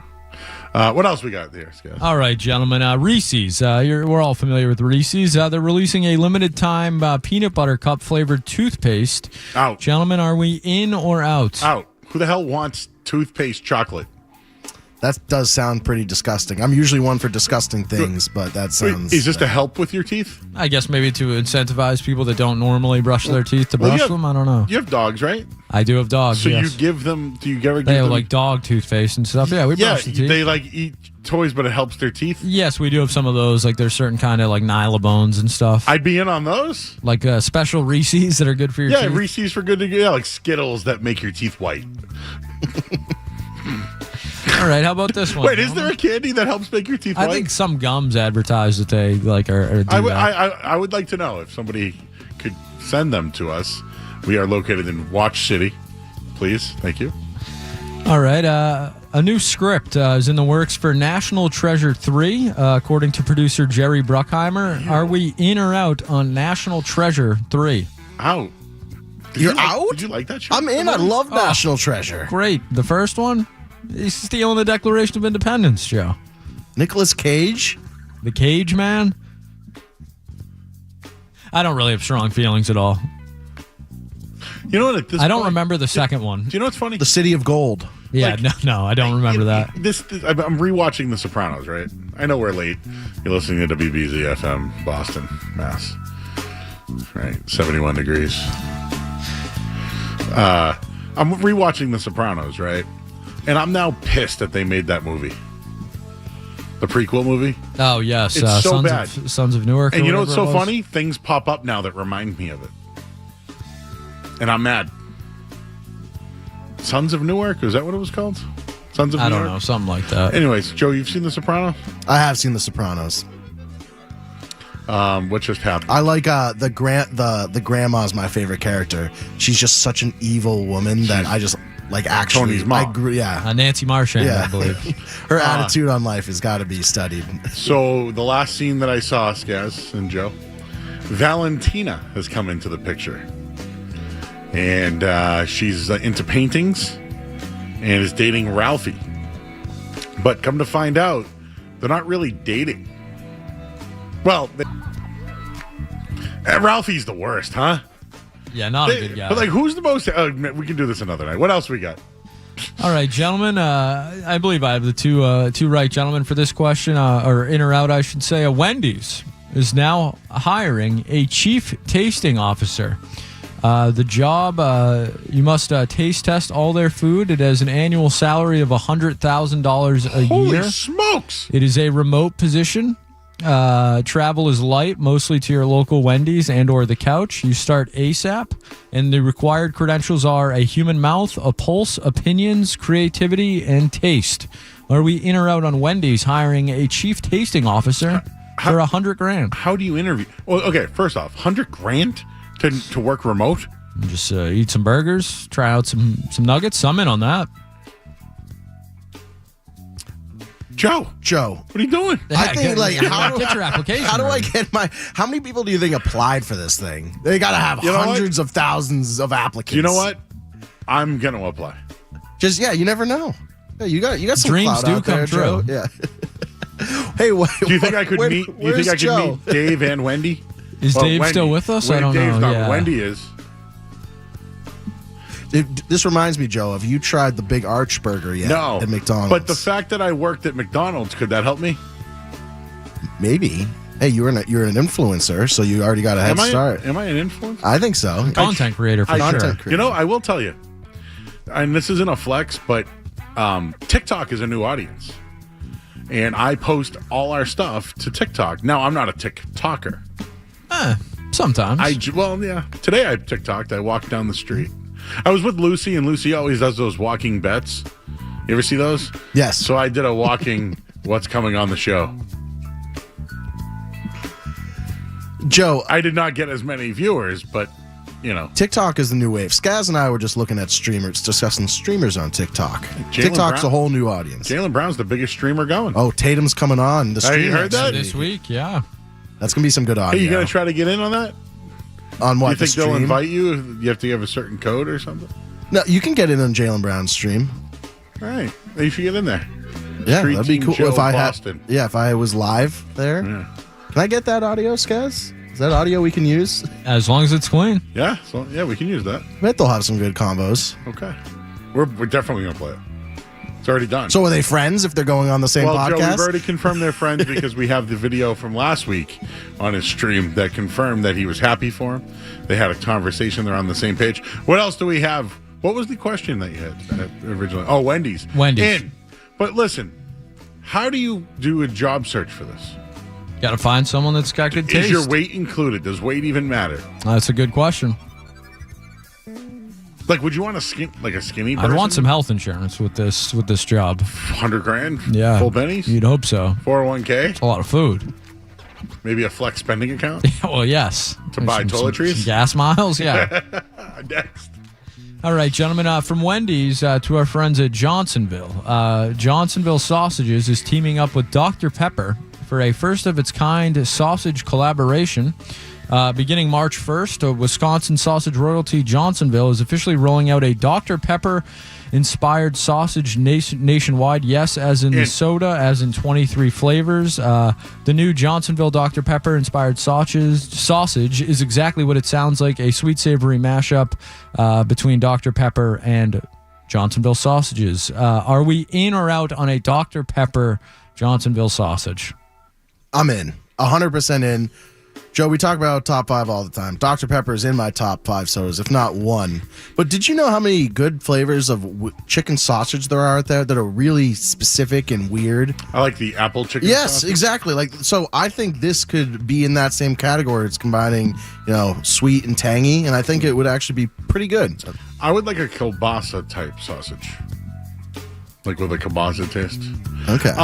I have marinated steak tips in Dr. Pepper before. How'd it turn out? Fantastic. I've done it with Coca-Cola too. I haven't done it in years, but I have done it. Did you see that like online somewhere? Or did you just like, I'll mess around and do it? Because the soda, it's like a what do you call it? Tenderizer. I saw someone over the weekend tenderize it in pineapple juice. Okay. There's a place in Peabody called Champions. It's really good steak tip. They're a bar. It's just like a dive bar, but they do something like that.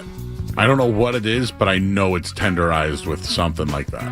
Now on this Dr. Pepper chicken sausage what are you putting anything else on it, Joe, or are you just gonna go plain sausage? I like naked or ketchup. Okay, you're a ketchup cheese. guy. Cheese. Like what type of cheese are we talking? Well, it could be a hot cheese, a dipping cheese, a nacho, a queso cheese, maybe just American cheese. I think a queso cheese sounds pretty good. Yeah, like a dipper. See, now you're thinking. Anything else, guys? Gentlemen, that is going to wrap up a Monday night edition of In or Out. Okay, real quick, because I know we're against Please. it. Did you notice I think you might have put it in there. It was the $25 Stanley Margarita. Oh, yes. So you guys know Stanley Cups, everybody, the drinks that all the kids seem to be drinking? If you're drinking a Marg, right, do you want it to be out of a Stanley? I don't think so. Me either. You want that? What if you could only drink a beer and it was out of a Stanley? Would you do it? I mean, it would stay cold longer for sure. But other than that, I mean, you got to pour it in every time. That seems like kind of a hassle there. Do you like a salt rim, Joe, or a sugar rim? I think I prefer a sugar rim. But, like, when I have tequila, it's salt. I'm sugar as well. I can't even think of tequila right now. That's a bad night for me. We're drinking tequila, bro. We're going at it. So what are we drinking at the Lotus? Oh, Polynesian drinks. Okay. Scorpion bowls. Mai Tais. Painkillers. Well, yes, it's literally. It smells like desperation in there. No, what was the other one, Skaz? I sent this to you the other day. Oh, yeah. It was about the World Baseball Classic. The Tokyo Dome. Did you see that ice cream sandwich that they had? Imagine having a Fenway Park ice cream sandwich. In. The other one was the World Baseball Classic cannoli ice cream helmet. So I was growing up, Ground Round used to make ice cream sundaes. So if you got a Red Sox, it would be a Red Sox cap, like a little guy. But I love me a nice twist. Sprinkles or Jimmy's? Well, chocolate sprinkles.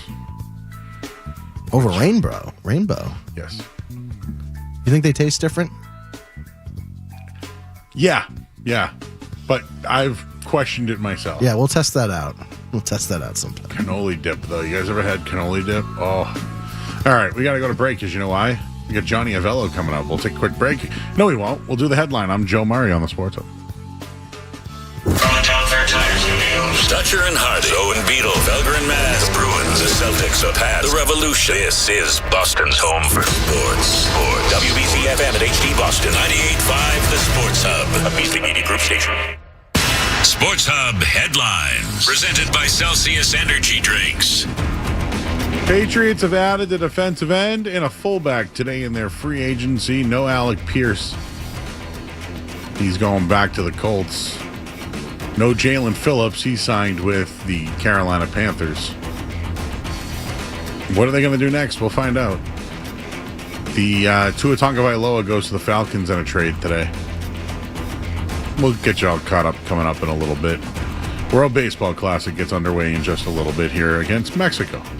Headlines, they are brought to you by DN Van Lines. Take the chance out of your move and make the sure bet with DN Van Lines, an approved mover of the Department of Defense. DNVanLines.com. I'm Joe Murray. What will free agency mean for the Pats? We'll let you know. We'll let you know. Listen on air and follow us online at 985thesportshub.com/offseason. Riz is in our chat. Said he had a Paw Sox cap. He also said, I hate headlines. It's a lot in there tonight. This is the biggest headline night ever. I bet you Wallach's going to be on one tomorrow.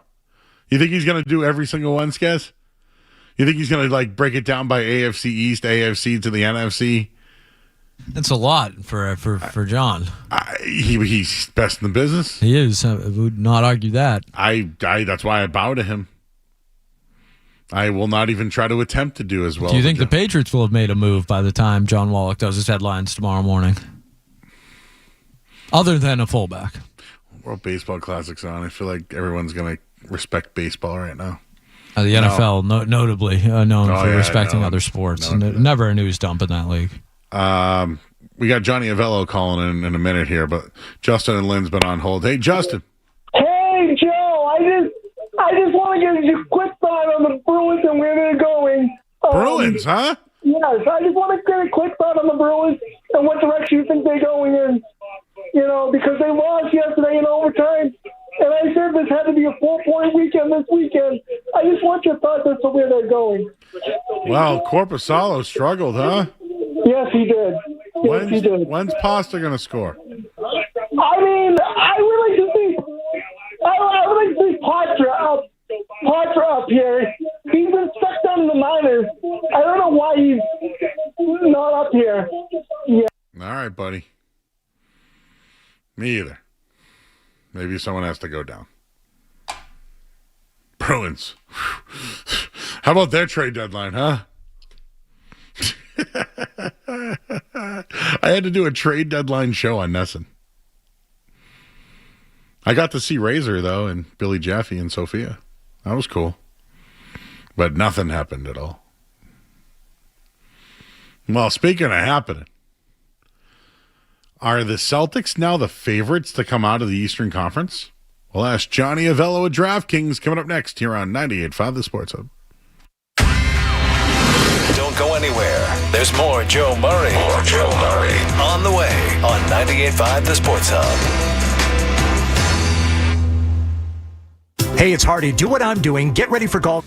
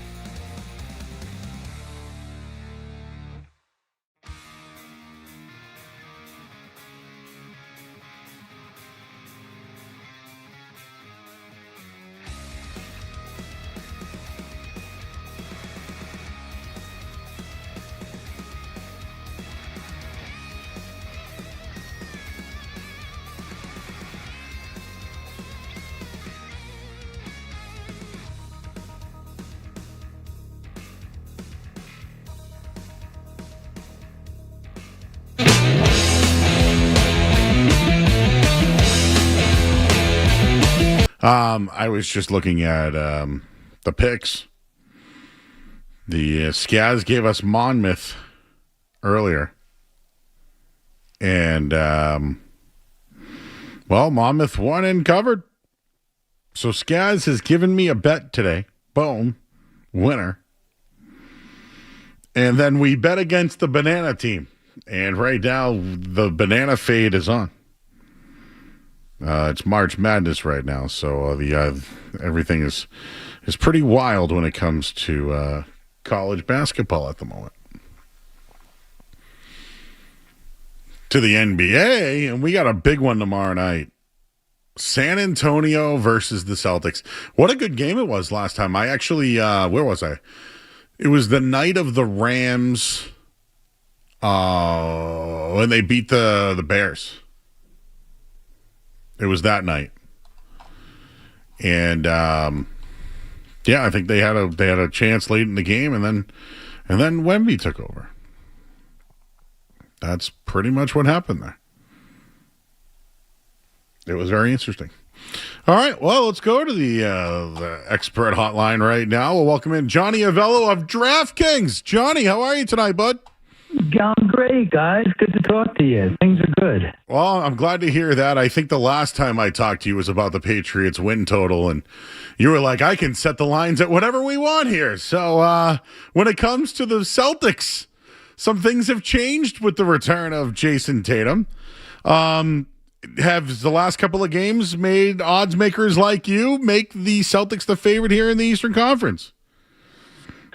Yes, they have. You know, guys, and I got to be honest with you, we probably made a mistake on the Celtics this year. And the reason I say that is we had the team really high. You could have had them at around 75, 80 to 1 to win the NBA championship. Wow. And it's tough to come back for. I had an Achilles tear myself back about 35 years ago. Same thing playing basketball, and it's a tough injury to come back from. I mean, I was out of action for 9 months and then had to wear a brace, and, I wasn't the same for quite a while. So I understand, what he had to go through, but for him to come back and put the team's already been playing good, but now they're in a position with him, who's a very unselfish player, to win the title. I mean, we have the second choice to win it all, right behind the Thunder, top team in the East, and so and certainly the top team in the conference. So things are looking good for them right now. So did people already lose the value, though? Like right now, obviously, I thought the Cavs might have had a shot. They looked terrible yesterday. Detroit, they're kind of spiraling out of control right now. Did we miss the number on the Celtics? And is it still a good number considering if they did come out of the East? I'm talking futures and winning the championship. Winning the East, maybe we missed the number on it? This is the number that you would normally find the Celtics during the season when they're full strength plus 550. So it's just hard. It's hard to swallow to take a 550 when you could have taken an 80, isn't it? Oh, yeah. That's right. That's what makes it tough. But have you missed the boat? Not if you think they're going to win. I mean, you still got to win. You got to get by the East, which is very possible.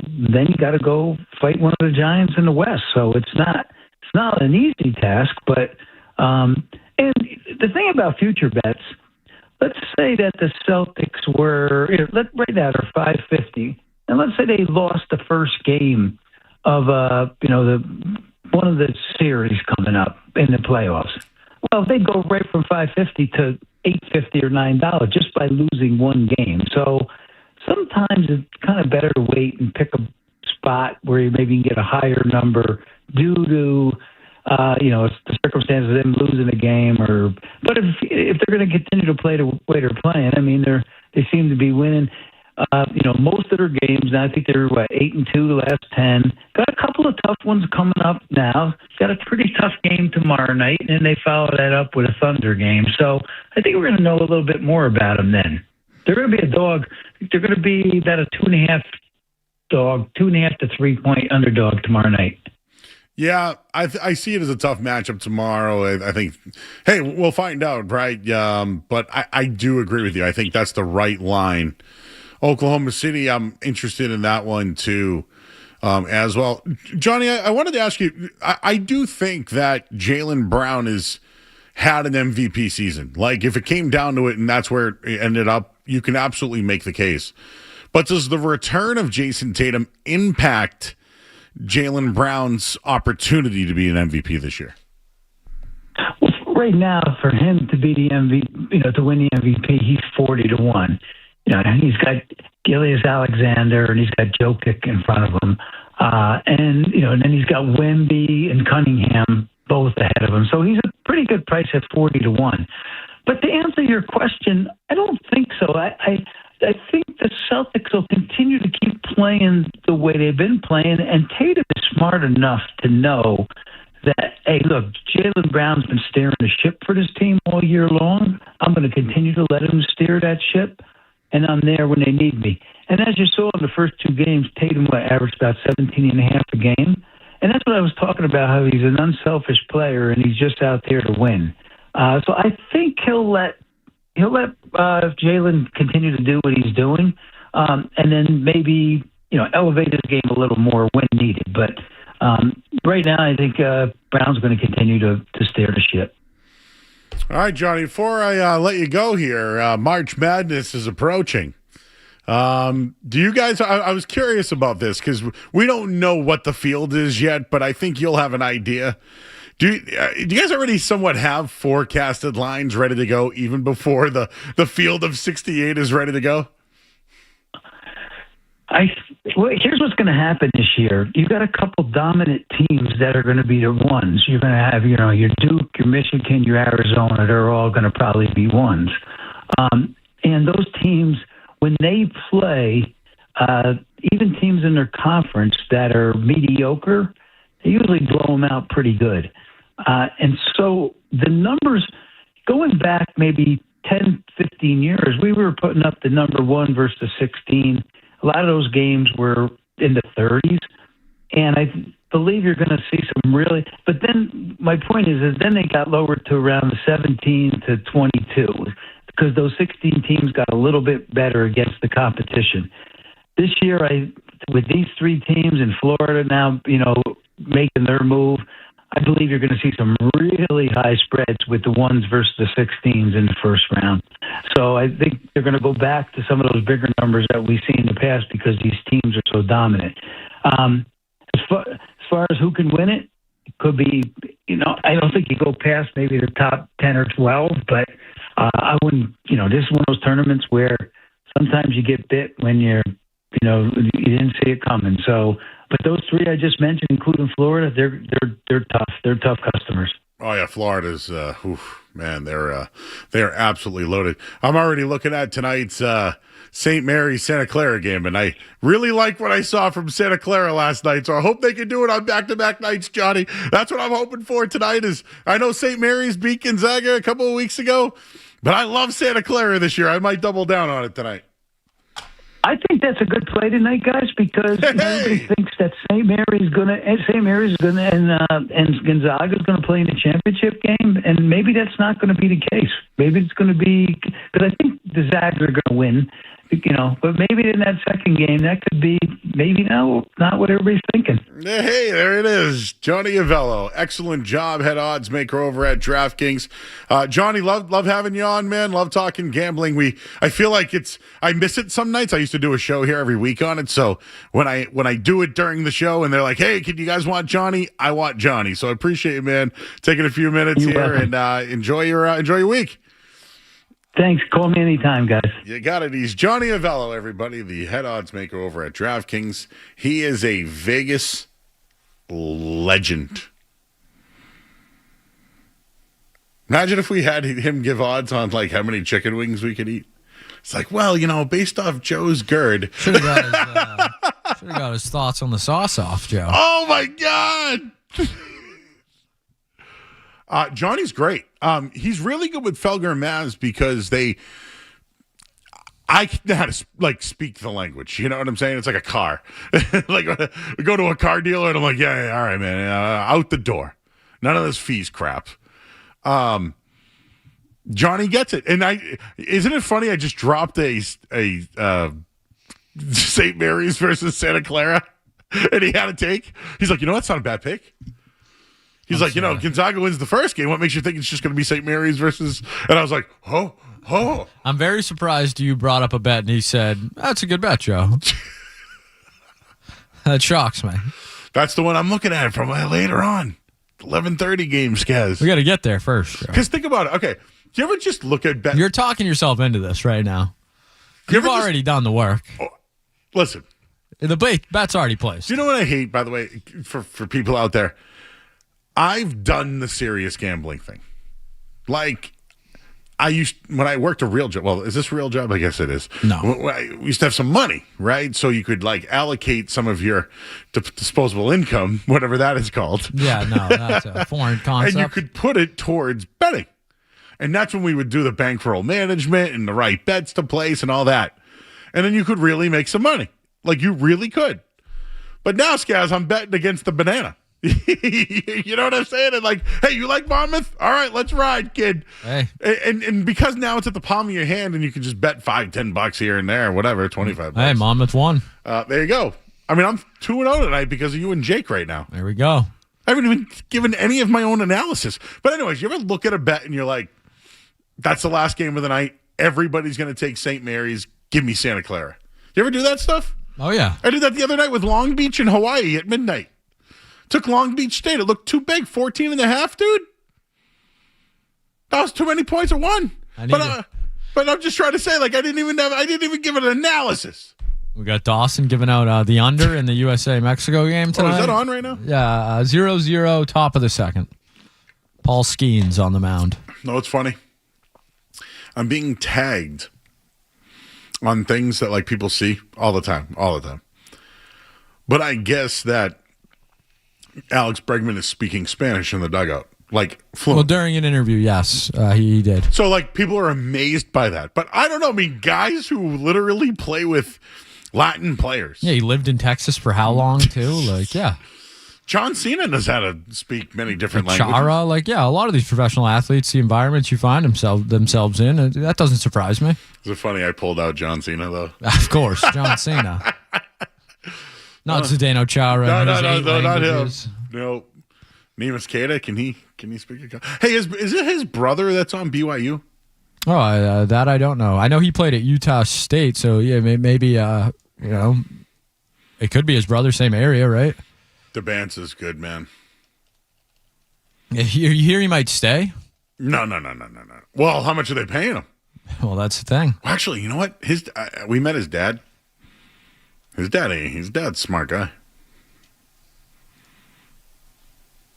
When I talked to AJ, not related to come on, they look spelled differently. No, but no, I really was hoping for that. Both big men in the Utah college basketball scene, not related. So you're not the first, Joe, to think that. All right. Well, I do want to hear about Street Team Joe's night, but maybe we'll do that in the 9 o'clock hour. That feels like 9 o'clock hour talk. That feels, yeah. After Musings, right around there. We haven't done birthdays in a while. We have not. It's, you know what? Big one today, Joe. For you, I think. It's, a man that you're a big fan of. Biggie? Turned 70 today, I believe. March 9th? I believe so. I could be wrong. I saw it on the internet earlier. Doesn't ring a bell. A lot of March babies, though. Lifshats, me, Kendra. Is today Kendra's birthday or tomorrow? I heard Fred mention it, I think, this morning, but I don't know the exact date. She's in another zip code. Still? Well, area code, wherever. Well, happy birthday, Kendra. Happy birthday, Kendra. When's Street Team Joe's birthday? October 26th. The spooky baby. That could be your nickname, Spooky Baby. Spooky. We know Skaz's birthday is the Festivus. I'm out next week on my birthday. Oh, don't let 2 to 6 hear that. Well, I'm the guy that hates taking days off on his birthday. Good reasons, though. I'm just taking a guy. Yeah. The old 4-4, bro. Still look good. Heath Evans. I'm trying to think. Heath Evans, good 44. The Midnight Express there. 44. I feel like the Celtics might have had a big man 44 at one point, like Steamsma or somebody like that. Ante Zizic, maybe? Yeah, maybe. What number was Danny Ainge? Oh, there you go. I think you right. Scal 40? Yeah. Scal, who knows? Good football number, though. Good fullback number. Great fullback number. Maybe Reggie Gilliamore or that. I think he's 41. Hey, what's Skula? Yeah, what's the gonna wear? That was bad. Anyways, all right. Well, free agency. Anything happening?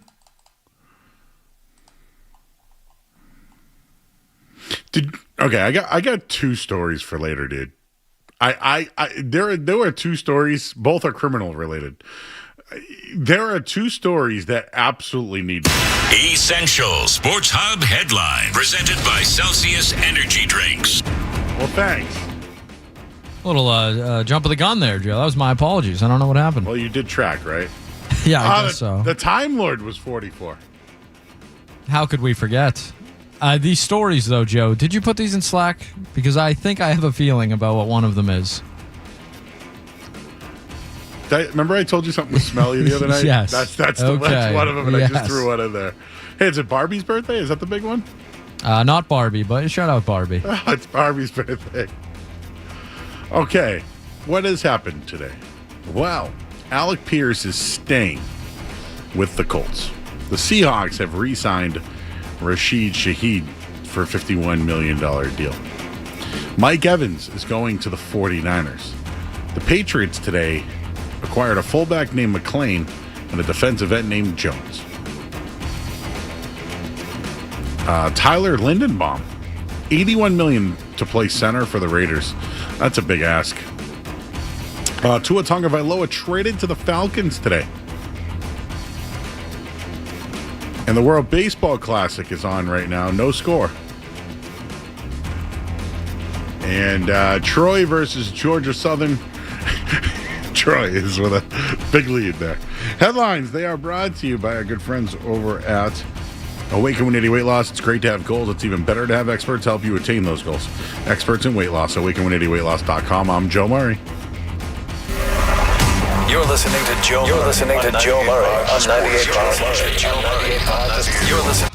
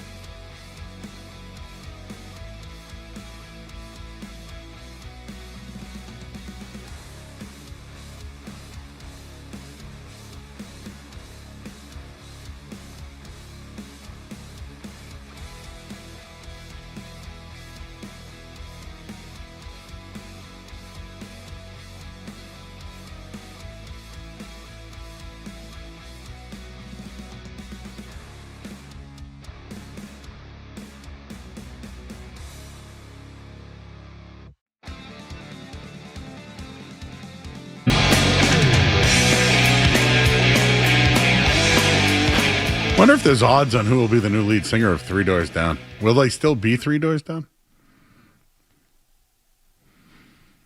Who could be the singer of Three Doors Down? What's the darkness doing these days? I don't know. Anyways, Skaz, I've been saying McLean is the fullback. It's not. It's Gilliam. Yes. Where did they get McLean? I don't know. I was letting you go with it, though. I said Gilliam. It's funny, right? Yeah, I thought it was funny. It's funny. Thought you were doing like a Die Hard thing or something. I actually don't know where I was, but I'm laughing because it's Hooch had to check in and be like, hey, man, who's McLean? Yeah, John McClane. Yeah, from Die Hard. Thanks, Hooch. Okay, Reggie Trevon Gilliam, born August 20th, 1997. He's a fullback and special teamer for the Buffalo Bills. He played college football for Toledo. Oh, Maction. We love Maction. That's right. He has helped the Bills rank in top 10 in the NFL in total rushing yards. He has been the lead blocker playing fullback. He also plays multiple special teams units. And he also played tight end. He grew up in Columbus, Ohio. Of course. He rushed for 565 yards and 8 touchdowns on 87 carries in high school. Wow. He played for Toledo. He was a walk-on, played tight end and fullback. Led the nation with 4 block kicks. Wow. You're reading his high school stats, Joe? Yes. That's relevant, Well, right? that was college. Oh, okay. How long ago was that? 2019. 6 years. Okay. He had 3 rushing attempts in 2021. In 2022, he signed a $5 million deal, caught 8 passes for 69 yards. In 2023, he was named Special Teams Player of the Week, forcing an opening fumble. He played 15 games in 2004.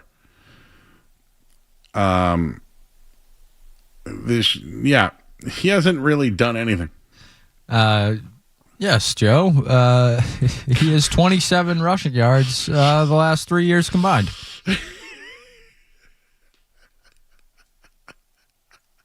He has 135 rushing yards in his career. He's not a running back, though, Joe. He's a fullback. He has 2 career touchdowns. Why $6 million, Joe?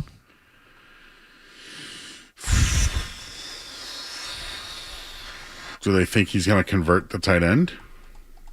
No, I got nothing. I like that. Now we're really okay. Not bad for tight end. How many receptions? Receiving. He's a little short though for a tight end. Yeah. 6 foot 240. He had 2 for 24 last year. A long of 22. He's like Austin Hooper all over again. I mean, Buffalo has rushed in the top 10. Do you think that has more to do with Josh Allen and James Cook? James Cook, I think or with the fullback? And I'm not trying to discredit him. I do think he is a good player. What is different that they did today that was, different than Bill Belichick? If this was the Bill Belichick regime in front office and they signed a fullback and a defensive end, we'd be pissed. We'd be saying exactly what you're referencing. We'd be like, why are they spending $6 million on a special teamer? Remember they signed a guy? Oh, Justin. Yeah, I remember him. He was good. Fast. He was good. Yeah, I can't remember. I know who you're talking about. He was a good player. Was Johnson Batamosi one of those guys too at one point? Remember Bethel Johnson? He would take a kick to the house. Now they drafted him. Texas A&M dude was a speedster. He could fly. Believe it or not, he actually made impact on the team. He just couldn't catch. A good kick return. But he could run. He was good. All right, Kevin Falk was probably their best kick returner. Yeah, Troy Brown. Great, probably their best punt returner. Oh, Edelman. Edelman was really good. I mean, Marcus Jones is pretty damn good. Marcus Jones is. Ooh, man, those are 4 greats. Edelman, I think, is up there like all time. Troy Brown was just so short-handed, you know. Who is this guy? $6 million. Joe, would you like to guess who the Patriots leader in all-time kick return yards is?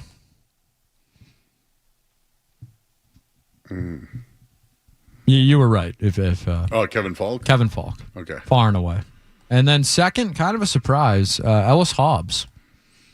Yeah, he had a 101-yard kick return because we had, at our old radio station, we had it 101 yards record on the wall.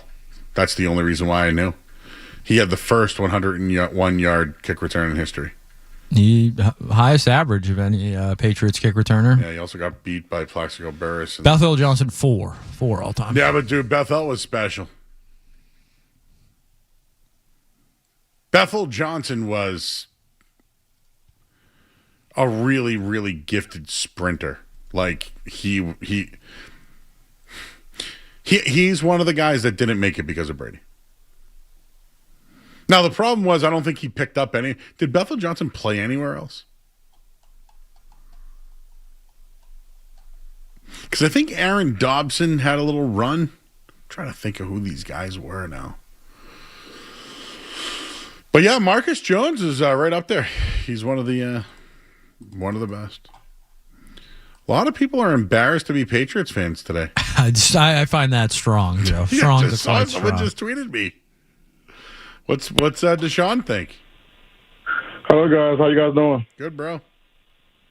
All I know is I hate to be a party people, whatever, but I think this season is going to be very treacherous because, I mean, we're going to go through more of the same thing. I mean, like, you imagine watching the game and, you know, and Drake May trying to find guys down the field and they're just blanketed, and people going to start blaming the offensive line, like the offensive line going to be the main reason why we're losing games or whatever, or the offense not effective. It's simply because we have no targets for people to be threatened by.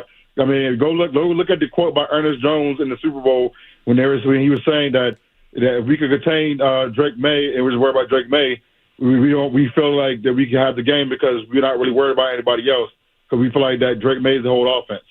That's all I have to say. Okay, buddy. Appreciate you. The Pats are already cooked. They're already cooked.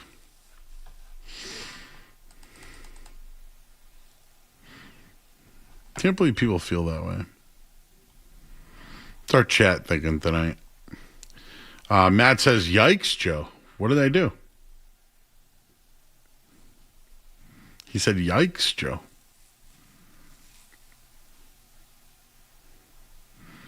Riz is in there. The season's over. Of course.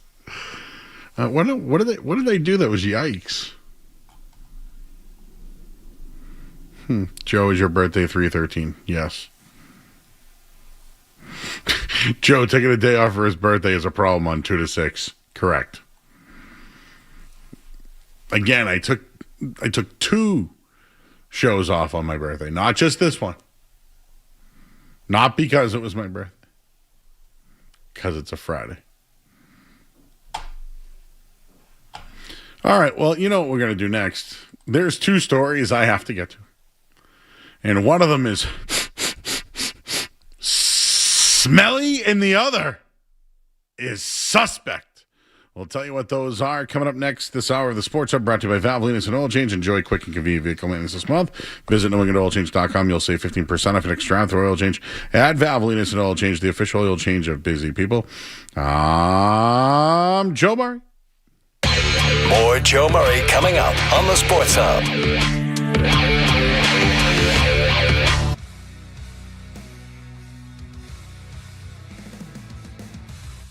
Be sure to tune into the Off-Air Show with Felger every Wednesday just after 6 p.m. on the 98.5 The Sports Hub's YouTube channel. The Off-Air Show is presented by the original light beer, Miller Lite. Legendary stories and the Off-Air Show start with a light. Here's to just over 50 years of Miller time. You'll save at Warrendale Appliance. Save big on everything in the store.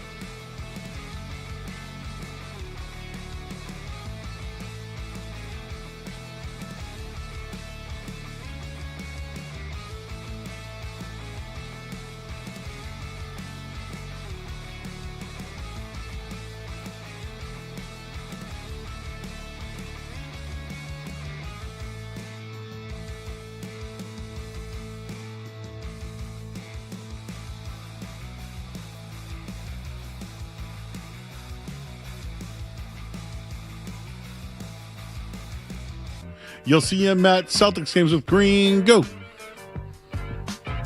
All right, guys, we are going to play a game. You ready?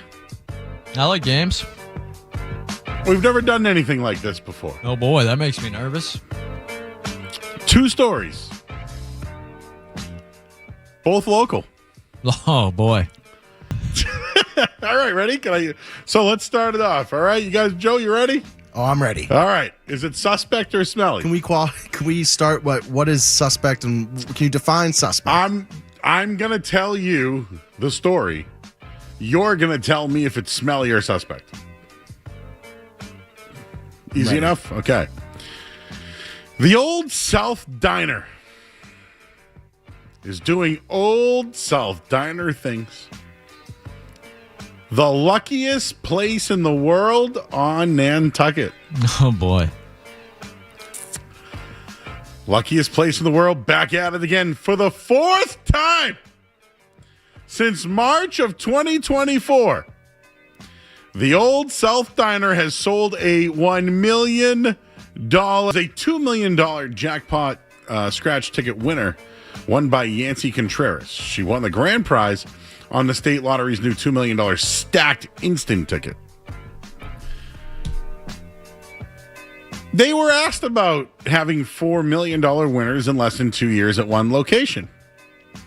The Mass Lottery's deputy director of communications told The Current, the more tickets a store sells, the more likely they are to have big winners. Old South Diner has consistently been among the top 10% of agents in recent years. Several other locations have had multiple prizes of $1 million or more in a short time span. Silk's Variety, located in Sheffield, had 3 in 2024. Longmeadow had 2 in 2024. One in Methuen, State Line, Ted's, 2 in 2022. The string of big winners at the Old South Diner started back on March 11th, 2024. That's this week. One small thing, too, from this, I'm reading here. You mentioned $4 million ticket winners. Whoa, street team Joe. That's what happens when your headphones get unplugged. $1 million scratch ticket sold 4 times in 2 years, but it's not $4 million. It's $6 million. 2 of these winners were $2 million winners. So they have given out $6 million in the last 2 years. Joe, I am going with suspect. Joe? Also suspect. This is suspect. This is wicked sus. Wicked sus. Now listen, I've been saying suspect for years, so I don't want to use the word sus. But the kids would use this one, right? This is sus. Big time sus. And now they got the Mass Lottery person defending them. Sell a lot of tickets, Joe. Shout out to my buddy Christian at the Mass Lottery. 4 times? $6 million. Now, well, I shouldn't mention, but years ago, oh boy, probably I'm not gonna. Aaron Judge 2-run home run. Oh, it did. It was it. Yeah, was it off a 19-year-old? That I don't know. Oh, were you happy about that? Yes. Did you bet it? Yes. Good for you. Alex Bregman's at the plate. And the team that was the banana lost. Furman. Happy about that. All right, so we have suspect, right? Suspect. All right, here's the other one. I saw this one a couple of weeks ago, and I wrote steak tips at the top. Because it was a little deceiving, the headline. No, headline deceiving? Yeah, it's true. So, Quincy, Mass, you guys know Quincy, right? Oh, local spot. Well, the FBI is involved. Oh, boy. There was an investigation. The former director of the Quincy Department of Elder Services. Oh, no, not the elderly, Joe. Going after the blue hairs now. That's not good. Today, he admitted to embezzling city funds to generate cash for himself to pay for personal expenses. Well, let's find out what the personal expenses are before we judge, Joe. Well, I'm glad that you Oh, asked. you have info. Oh, please enlighten the audience. Have you ever purchased a framed self-portrait? A framed self-portrait. I would go out on a limb and say no, I have not. Because The Sopranos, remember Tony? Well, of course. I mean, you can't throw that away. You Tony gotta keep that. Remember, he tried to throw it away, but then Paulie picked it up. It's a good piece of art. What about you, Street Team Joe? Any self-portraits framed? No, but when you go to the beach and you ask someone to draw a picture of you, I've done that a couple Like times. a caricature? Yeah, You're like saying? a Well, I think caricature, that's no. slightly different. But I would frame that. Yeah, why not? Okay. Well, the other thing. Well, hold on, Joe. How much could a framed self-portrait really cost? Probably $500, right? Minimum? Sure. Why not? I mean, are you even picking up a paintbrush for less than $500? I don't think so, no. For a man of that stature and in such a high-power position, it's got to be a good painting. And it's a good canvas, too, right? That must you got to pay for the expensive, canvas you as know? well. That And frame's not cheap. Then the shipping. Yes. You know? We're probably looking at a G-note. Yeah, at least. A music studio recording. So a recording studio. I think that's what it is. Like a home recording studio? I don't know if it was a studio recording or a recording studio. Yeah, was it just a session? Did my man just want to get a track off, or is he trying to get a whole album together? That's not cheap. No, I've done that certainly before. not cheap. Some studio time. Hey, you gotta buy all the equipment. Joe, what would you do with some studio time? I built a studio in my basement once. And were you freestyling or something on there? I played music before I did radio. Oh, man. I used to sing, Joe Murray Joe. freestyles. I would love to. I can rap, too. I bet you could freestyle. You had a good. You just had a Street Thank Team you. Joe freestyle. Joe, when we go to the Lotus, you'll hear. You'll hear. Yeah, I think I can kind of sing. But I don't think I could have made any money doing it. Is that a fair assessment? I would like to see it on TikTok. All right. Maybe that could be a video one time. I'll play you a beat and you freestyle on I love to rap. We just got ourselves a dinger. Ding, ding, ding. By who? The Roman Empire. Roman. A 3-run dinger. We would call that a dong, da dong, dong, dong. 417 off the bat for one Roman Anthony. Aaron Judge and Roman Anthony look like they're forming a little friendship. Don't say here, that. huh? Do you know what? That's not the first time that's been. He uttered those words too. I think Cora said that, right? Don't say that. Yeah, you're right. They are. Imagine a hard-hitting right-handed hitter with a lefty. Where can they find that? Now it's Trevor Story and Roman Anthony. I think this pitcher's seen enough. I think he gave up. Guys, I'm going back to the dugout. Yeah, see you later, guys. He looks like Bartolo Colon. Roman, that was good. Some movement there. That was good. Yeah. Anyways, I'll go along with the studio recording and a Toyota Prius. Oh, well, at least that's a smart purchase there. Saving, very conserving environmental gas, friendly. Yeah. Yeah, exactly. This is where I got a little thrown off. I can read the entire thing, but Mr. Crosby, I mentioned this, the frame portrait. He spent. We got eyes on this guy. I don't know. I have to find out. No, I want to see this portrait. Is this like an A-Rod you're right. situation? Is this like a centaur? What do we got here? Dude, it was a producer of singing songs. He spent $2,200 singing. So he wanted to sing. He sang. The other thing is, oh boy, he also gave money to food service vendors. Okay, we're in favor of that. And 153 pounds of bourbon steak tips. But no more information on the steak tips. They were just purchased. We don't know what happened to them. What are you doing with 153 There's only one guy pounds? I know who can do that. That's a lot of meat. Should I call Dom? This might need an expert opinion. And that's a and I don't guy know on if the he even inside. wants to get involved now. Well, that's true. It's dirty meat. I don't even you know. You don't want to get your hands you don't on want to that. ride dirty with that. No. Who the hell purchases 153 pounds of steak tips? Where did it go? The elders? Because they have teeth things, don't they? That's a lot of chewing right there, Joe. I mean, 153 pounds of steak tips, bourbon style. buy some stock in Fix-A-Dent or whatever that is there, the glue toothpaste. What do you think that type of charge, how long do you think that is? The embezzlement. What do you mean? Like, how long do you think he's going to go to jail? Oh, I have no idea. 10 years in prison. Okay. 3 years of supervised release. All right. And a $250,000 fine. That might be the worst part. Do they have the total amount, Joe? What did he pay for those steak tips? Bulk pricing there. Maybe you got a deal. What's the most meat you've ever bought at one time? Oh. Wings, right? Got to be. No, I bought Dom's 4th of July like 5 years ago. I think we bought 8 to 10 pounds worth of meat. And that was 4th of July. Like you're saying, a couple people. coolers, like yeah. And how many? Imagine 153 pounds. Probably like 15, 10. Okay, so 153 pounds could feed. You're saying we could feed like the city of Boston? Yeah, dude, the burger event that I did produced that you could do more than that.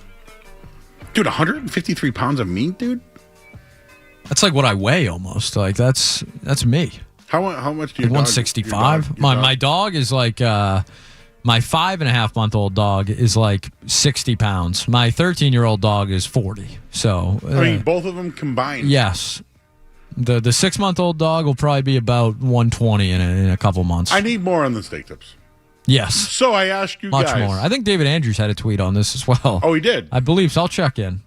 So I ask, is this suspect or is this smelly?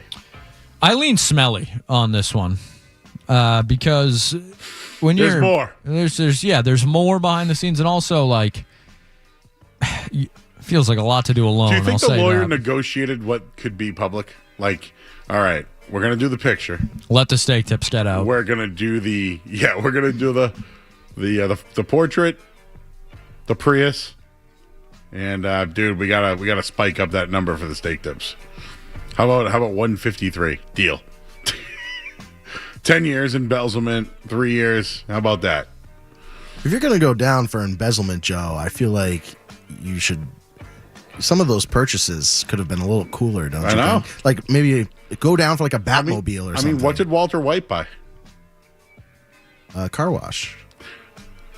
David Andrews did quote tweet it and say, "This isn't funny, but 153 pounds of steak tips.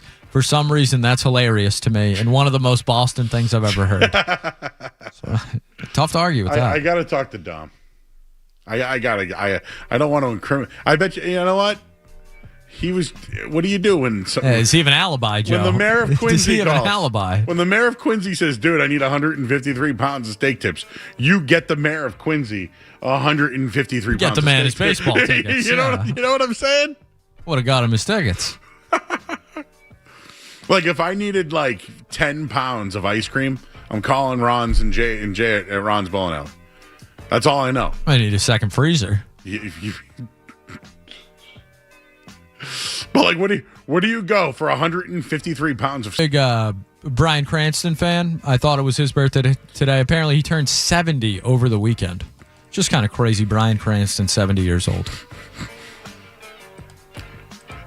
Who would eat 30 sack lunches?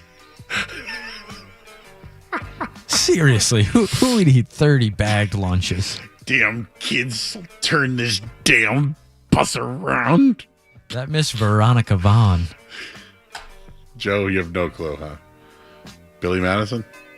He has seen Billy Madison, he says. Thank God. All right, what do we have here? Would you like some birthdays? Joe, Amerigo Vespucci. Yes, the Italian explorer, founder of America, born on this day in 1454. Yep.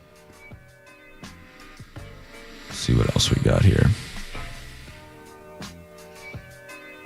The first man in space, Yuri Gagarin, was born on this day in 1934. Do you believe really he was in space? Yes. Was he in space? Yes. On the moon? He was the first man in space. He was not the first man on the moon. Okay, I can believe that. Wait, Joe, you're telling me you don't believe in the moon landing? I did not say I don't believe in it. I'm saying there are who don't. There are people that don't believe in a lot of things, Joe. I believe. I mean, I have to believe it at this point, right? Yeah. I've watched Apollo 13. Born on this day in 1943, Bobby Fischer, great chess player. Mm-hmm. You got some, Joe, over there? Yeah, I got two things, actually. Today is National Barbie Day. I saw on Twitter. Barbie debuted in 1959 on today's date. And the other thing, Joe, is today is National Meatball Day. I did. I saw that. You put Subway free upgrades from a 6-inch to a foot-long meatball sub today. That's a great promo. Only we didn't tell people at 9:20. And I like Subway meatball subs. We've discussed this. I think that's their best sandwich. Is it because it was in a bag frozen and then they leave it in the sauce all day? Why do I like it? Who am I to say, Joe? By the way, I hate frozen meatballs. Like, if I eat a meatball and I know it was frozen, I'm out. I want to say they have pretty good the sauce that the meatballs in at Subway it's pretty decent. Very good. No, Joe, I agree with you, but I do think it was frozen. Oh, it's for sure frozen. But they say pretty warm. They put in that heater thing, crock pot almost. Yeah. But rest you like kielbasa? I love kielbasa. You ever put like brown sugar and all that, like kielbasa? Oh yeah. In a crock pot. Oh, a little honey. Joe, what's the best meatball you've had? Does any meatball come to mind? Okay. Jumbo home cooked meatball? Or like a place? This is tough. All right. Strega makes a huge meatball. Not the best. Huge. I had Massimino's the other day. Very good. North End. Very good meatball. Oh, is that with Hooch? That was with Hooch, yes. I love Petrillo's in Peabody. They have outstanding meatballs. Papa Scaz makes a mean meatball. How does Papa Scaz make his meatball? That's how much meat? That's for him to know and for us to wonder about. Yeah. How about the sauce? Homemade as well. Are the meatballs in the sauce, or do you sauce? Made before and then tossed in. How do you feel about that? Do you want them tossed? I let the man do what he wants. What about you though? Do you want naked meatballs and then sauce on top, or already in the meatball sauce? I lean in the sauce for the most part. Yeah, and then you can just take more if you want. Joe, a very Joe Murray birthday today, though. Robert Rechsteiner, also known as Rick Steiner. Rick Steiner. Born on this day in 1961 in Bay City, Michigan. His son is Braun Breaker. Mean spear on that guy. Former Raven. He's hurt right now. Joe, hold on, I had one here. Yes, I'm unfamiliar with this, but Michael Patrick McDonald, Boston activist and author, a family story from Southie, born on this day in 1966. Good for him for getting his name on there. Best meat, but now I'm really thinking now, dude. Joe, can I put you on to something here? Yeah, who was your favorite best meatball? Oh, well, I hadn't biased my Italian grandmother. Of course you all. Everyone has it. My buddy Billy Florence is in the North End. But I like Napoli's meatball sub is probably the best meatball sub I've had. Napoli's in Worcester. I brought you in that sub one time. That's right. I like that. I thought it was pretty good. It was very good. But have you ever had, because you guys were just talking about keeping the meatballs out of the sauce. Normally, I would be opposed to that. I am pro sauce or pro gravy. But have you ever made a meatball grilled cheese? And I like the meatballs. Meatball grilled meatballs cheese? Out of the sauce, and then I would put we make it at the Ariano household. Leftover meatballs go in grilled cheese sandwiches. I'm gonna try that. That's an in. That's a hard in there. All right, we good? Yeah, sure. Why not? Anything else? Birthdays? Let's see. Oscar Isaac, Brittany Snow, Lil Bow Wow. Oh, Lil Bow Wow. Suni Lee. Wait, Lil Bow Wow. What was he in that I liked? Beware of Dogs. Did you ever see that movie? Lil Bow Wow. Did he have a song that I Clint knew? Dempsey. Yeah. It's was he in Like Mike? Lil Bow Wow. Was he in Roll Bounce? He was in Roll Bounce. I What a loved that pull. movie. What a pull that was. That movie was good. That was Nick Cannon, right? Oh, yeah. Megan Good. Lil Bow Wow. He had some hits. Dude, I just saw Cole Strange signed with the Chargers. Like that. Hey, good for him. No, good for him, but like the Chargers go from Zion Johnson and Mekhi Becton to Cole Strange? UT Chattanooga, right? Are you serious? They cut, did they? No, they traded him, right? They cut him and trade him. Whatever it is, he's still making money in the league. Man, I really wish I was a lineman these days. Joe, while we're on musings here, you see Jordan Addison's comments on the Patriots? No, someone tweeted that. Actually, I didn't understand it. Someone tweeted or commented on Instagram of Addison and says, not the nicest comment, basically saying they want their wide receivers with minor legal issues come to the New England Patriots, basically signed all New England Patriots fans. And Jordan Addison responded, "Y'all ass." So I don't think he's a fan of the New England Patriots. Patriots are ass, huh? According to one Jordan Addison. I mean, the Vikings are ass. Wouldn't you agree? Are there rumors that Justin Jefferson could get moved? I think that's kind of always just an easy topic of discussion. I don't think it's real, but I mean, talk about the Patriots having to use assets and pay money. That would be certainly much more of an ask than A.J. Brown or Brian Thomas Jr. All right, we're going to break. That's the musings for the night. I wanted to bring up some of the patches for the Pats. What's next? And then before we go, we got to find out about Joe's night. We'll do all that as we're here until 10. I'm Joe Murray, 98.5 The Sports Hub. Don't go anywhere. There's more Joe Murray. More Joe Murray on the way.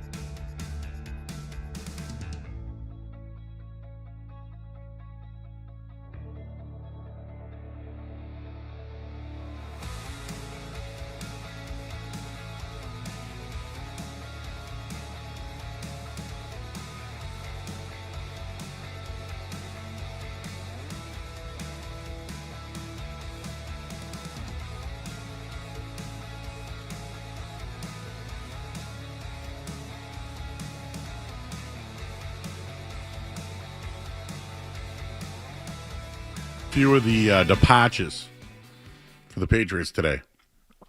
I want you to rank the biggest departure. Kyrie's Tonga. Mr. Bradbury. Austin Hooper. Vidarian Lowe. Jelani Tavai. Remember they brought his brother in too? Yeah. Didn't work out as well. Nepotism didn't work with Yeah. him. Hit or miss. Garrett Bradbury started 17 games. Much better than I thought he was going to be. Thought he was washed. Austin Hooper? Fine. He was fine. Fine. He's getting paid. Time to upgrade. Tua's going to find him. You know why? He's a lefty. Oh, boy. And he plays tight end 1. I heard Big Jim say it. If you're a crappy lefty quarterback, Atlanta's the place for you. They got a hotbed. Do you think he eats his wings left-handed? I just hope Tua can, use silverware still. I worry about Tua. What's the best addition? Dremont Jones, Reggie Gilliam, or Tommy DeVito? Oh, man, that's tough. I mean, I have to go with the guy that is going to play the most, hopefully, and that would be Draymond Jones. I think he's a legitimate good NFL player, above average. I think he can legit get after the quarterback. I think that's a very solid move. It's just frustrating that it is the only move, really, so far. Reggie Gilliam and his, barely over 100 career rushing yards is not doing it for me. Imagine if he just takes one to the house. At tight end, Joe. Oh, yeah.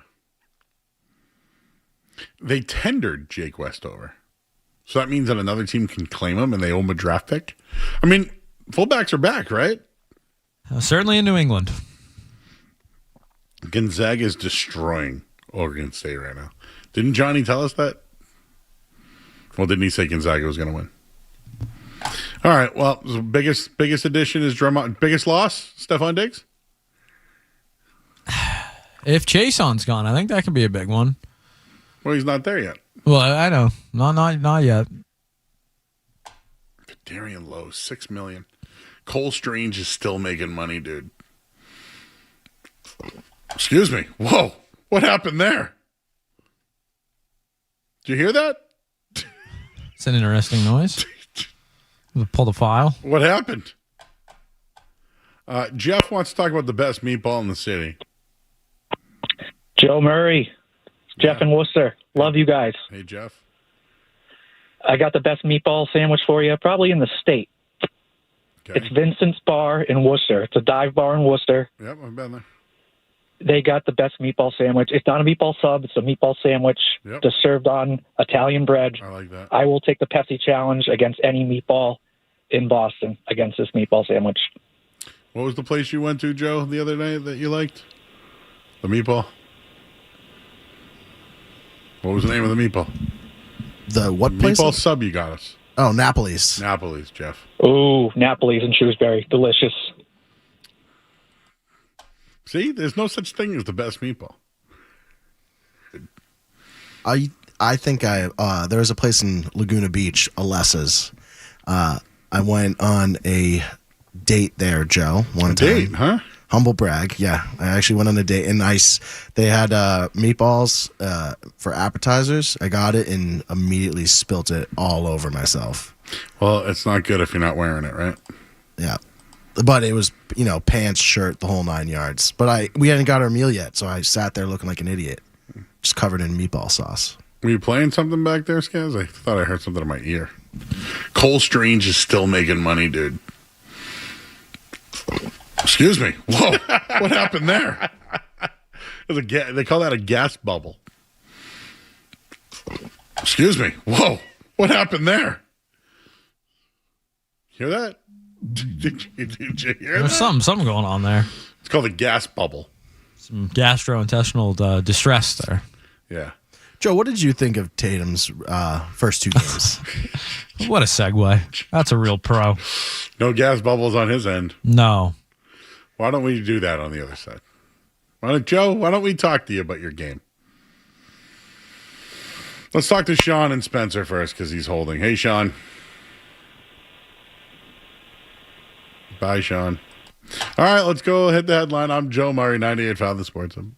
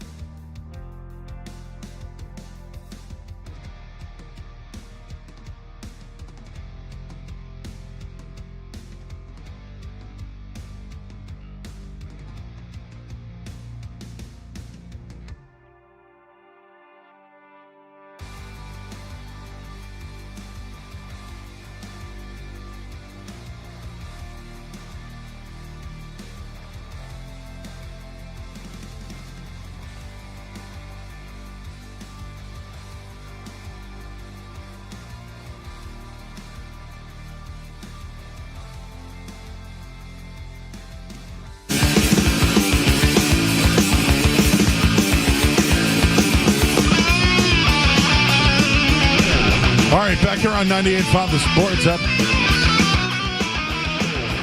Back here on The Sports Up. Just to give you a heads up, tomorrow night we have 2 games. I think we have Celtics and Bruins tomorrow. Wemby versus the Celtics, and then Kings versus the Bruins. So we have 2 games tomorrow night, and then Wednesday night we have a full show. We're going to have Sam Payanovich of Fox Sports here. We're going to do some, we're going to do whatever he wants to do, really. And then we have Augusta's Chicken of Bill Ricca coming in. Joe and his crew. Woo! That's right. Joe and his crew are coming in with new sauces. Woo! What type of new sauces? Or do we have any clue? Nope. So we're going to do a... Tell me likey. Tell me want wingy. We're going to have a sauce off. I don't know what that is. We're going to, these kind of things we just got to let happen, Maybe I'll put some thought into it. What is this? Is this a competition or is this just... I don't know yet. Augustus is fantastic. It's going to be you and I. Skaz will be here. Jake. I'll bring the Tums. Jake will be here. Sammy P will be here. And Sammy P... Do I know Sammy P? You might have met him. He actually does a podcast called Chicken Dinner. Oh. It's very famous. Oh, baby! All I know is their garlic parm sauce and their buffalo sauce last time was... Oh. So Super Bowl Sunday, I worked the game. Jake worked the game. He got Augustus, and we ate it in that conference room. Oh, man. I must have had 50 by myself. I felt like I was talking like a chicken. Do they bring in sandwiches too, or just the chicken? No, it was actually not. They didn't bring it. They were so busy that day that Jake's mom contributed. Shout out Jake's mom. All right, Joe. We only have enough time here. All right, so free agency, not much going on. Roman Anthony hit a home run. Celtics play Wemby tomorrow night. Is there really anything else going on? Bruins play tomorrow. There's one thing we could add before I get to the story. Yeah. Skaz, do I talk to Joe about the discussion you and I had in the back? All right, good. Yeah, about Wemby? Yeah. So I want you to phrase it how you phrased the original question to me, though. Is Victor Wembanyama the best rim protector of all time? I'd say no. Not that I'm not putting him in that discussion. To me, I think Dikembe Mutombo was, right? I said Hakeem, Shaq, but Mark Eaton, they all were. They all a lot of guys, yeah. I just think he's the most talented person I've seen with my own 2 eyes. I can't call Olajuwon. Dwight Howard was pretty great. Wemby really jumps, though. Yeah. Like, Wemby's probably 7'4", and he's growing. And he's athletic. Dude, Wemby might be the best athlete in the world. He can play soccer. You ever seen him before games? Yeah. No, he's a good juggler. He's a juggler, too? Yeah, he's a juggler. When you kick the soccer ball to yourself. Is that what they call it? Can't let it hit the ground. Oh, I didn't know. I thought it was... Oh, no. Skaz, you know what I'm talking about, right? Yeah. I didn't play soccer. Skaz, did you play soccer? Very limitedly. I feel like Skaz would be good at soccer. Just fast. Yeah, that's fast. Nothing else.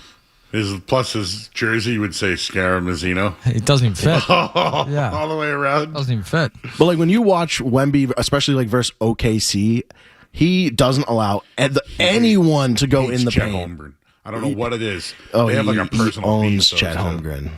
He goes out of it. Chet's a big boy too, huh? I thought Chet and Wemby would be closer in talent. I thought Chet was going to be a stud. Chet's is great. a stud. Chet's a great player. But he's not close to Wemby. I think it's the thickness, right? The thinness.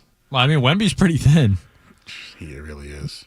That's the only reason I wouldn't put him in the Shaq Hakeem tier yet, because he still does get tossed around a little bit by the bigger guys. There just aren't bigger guys in the NBA anymore. There is no Shaq or Hakeem or really even a Roy Hibbert, Hasheem Thabeet type player. Like none of those guys really exist anymore.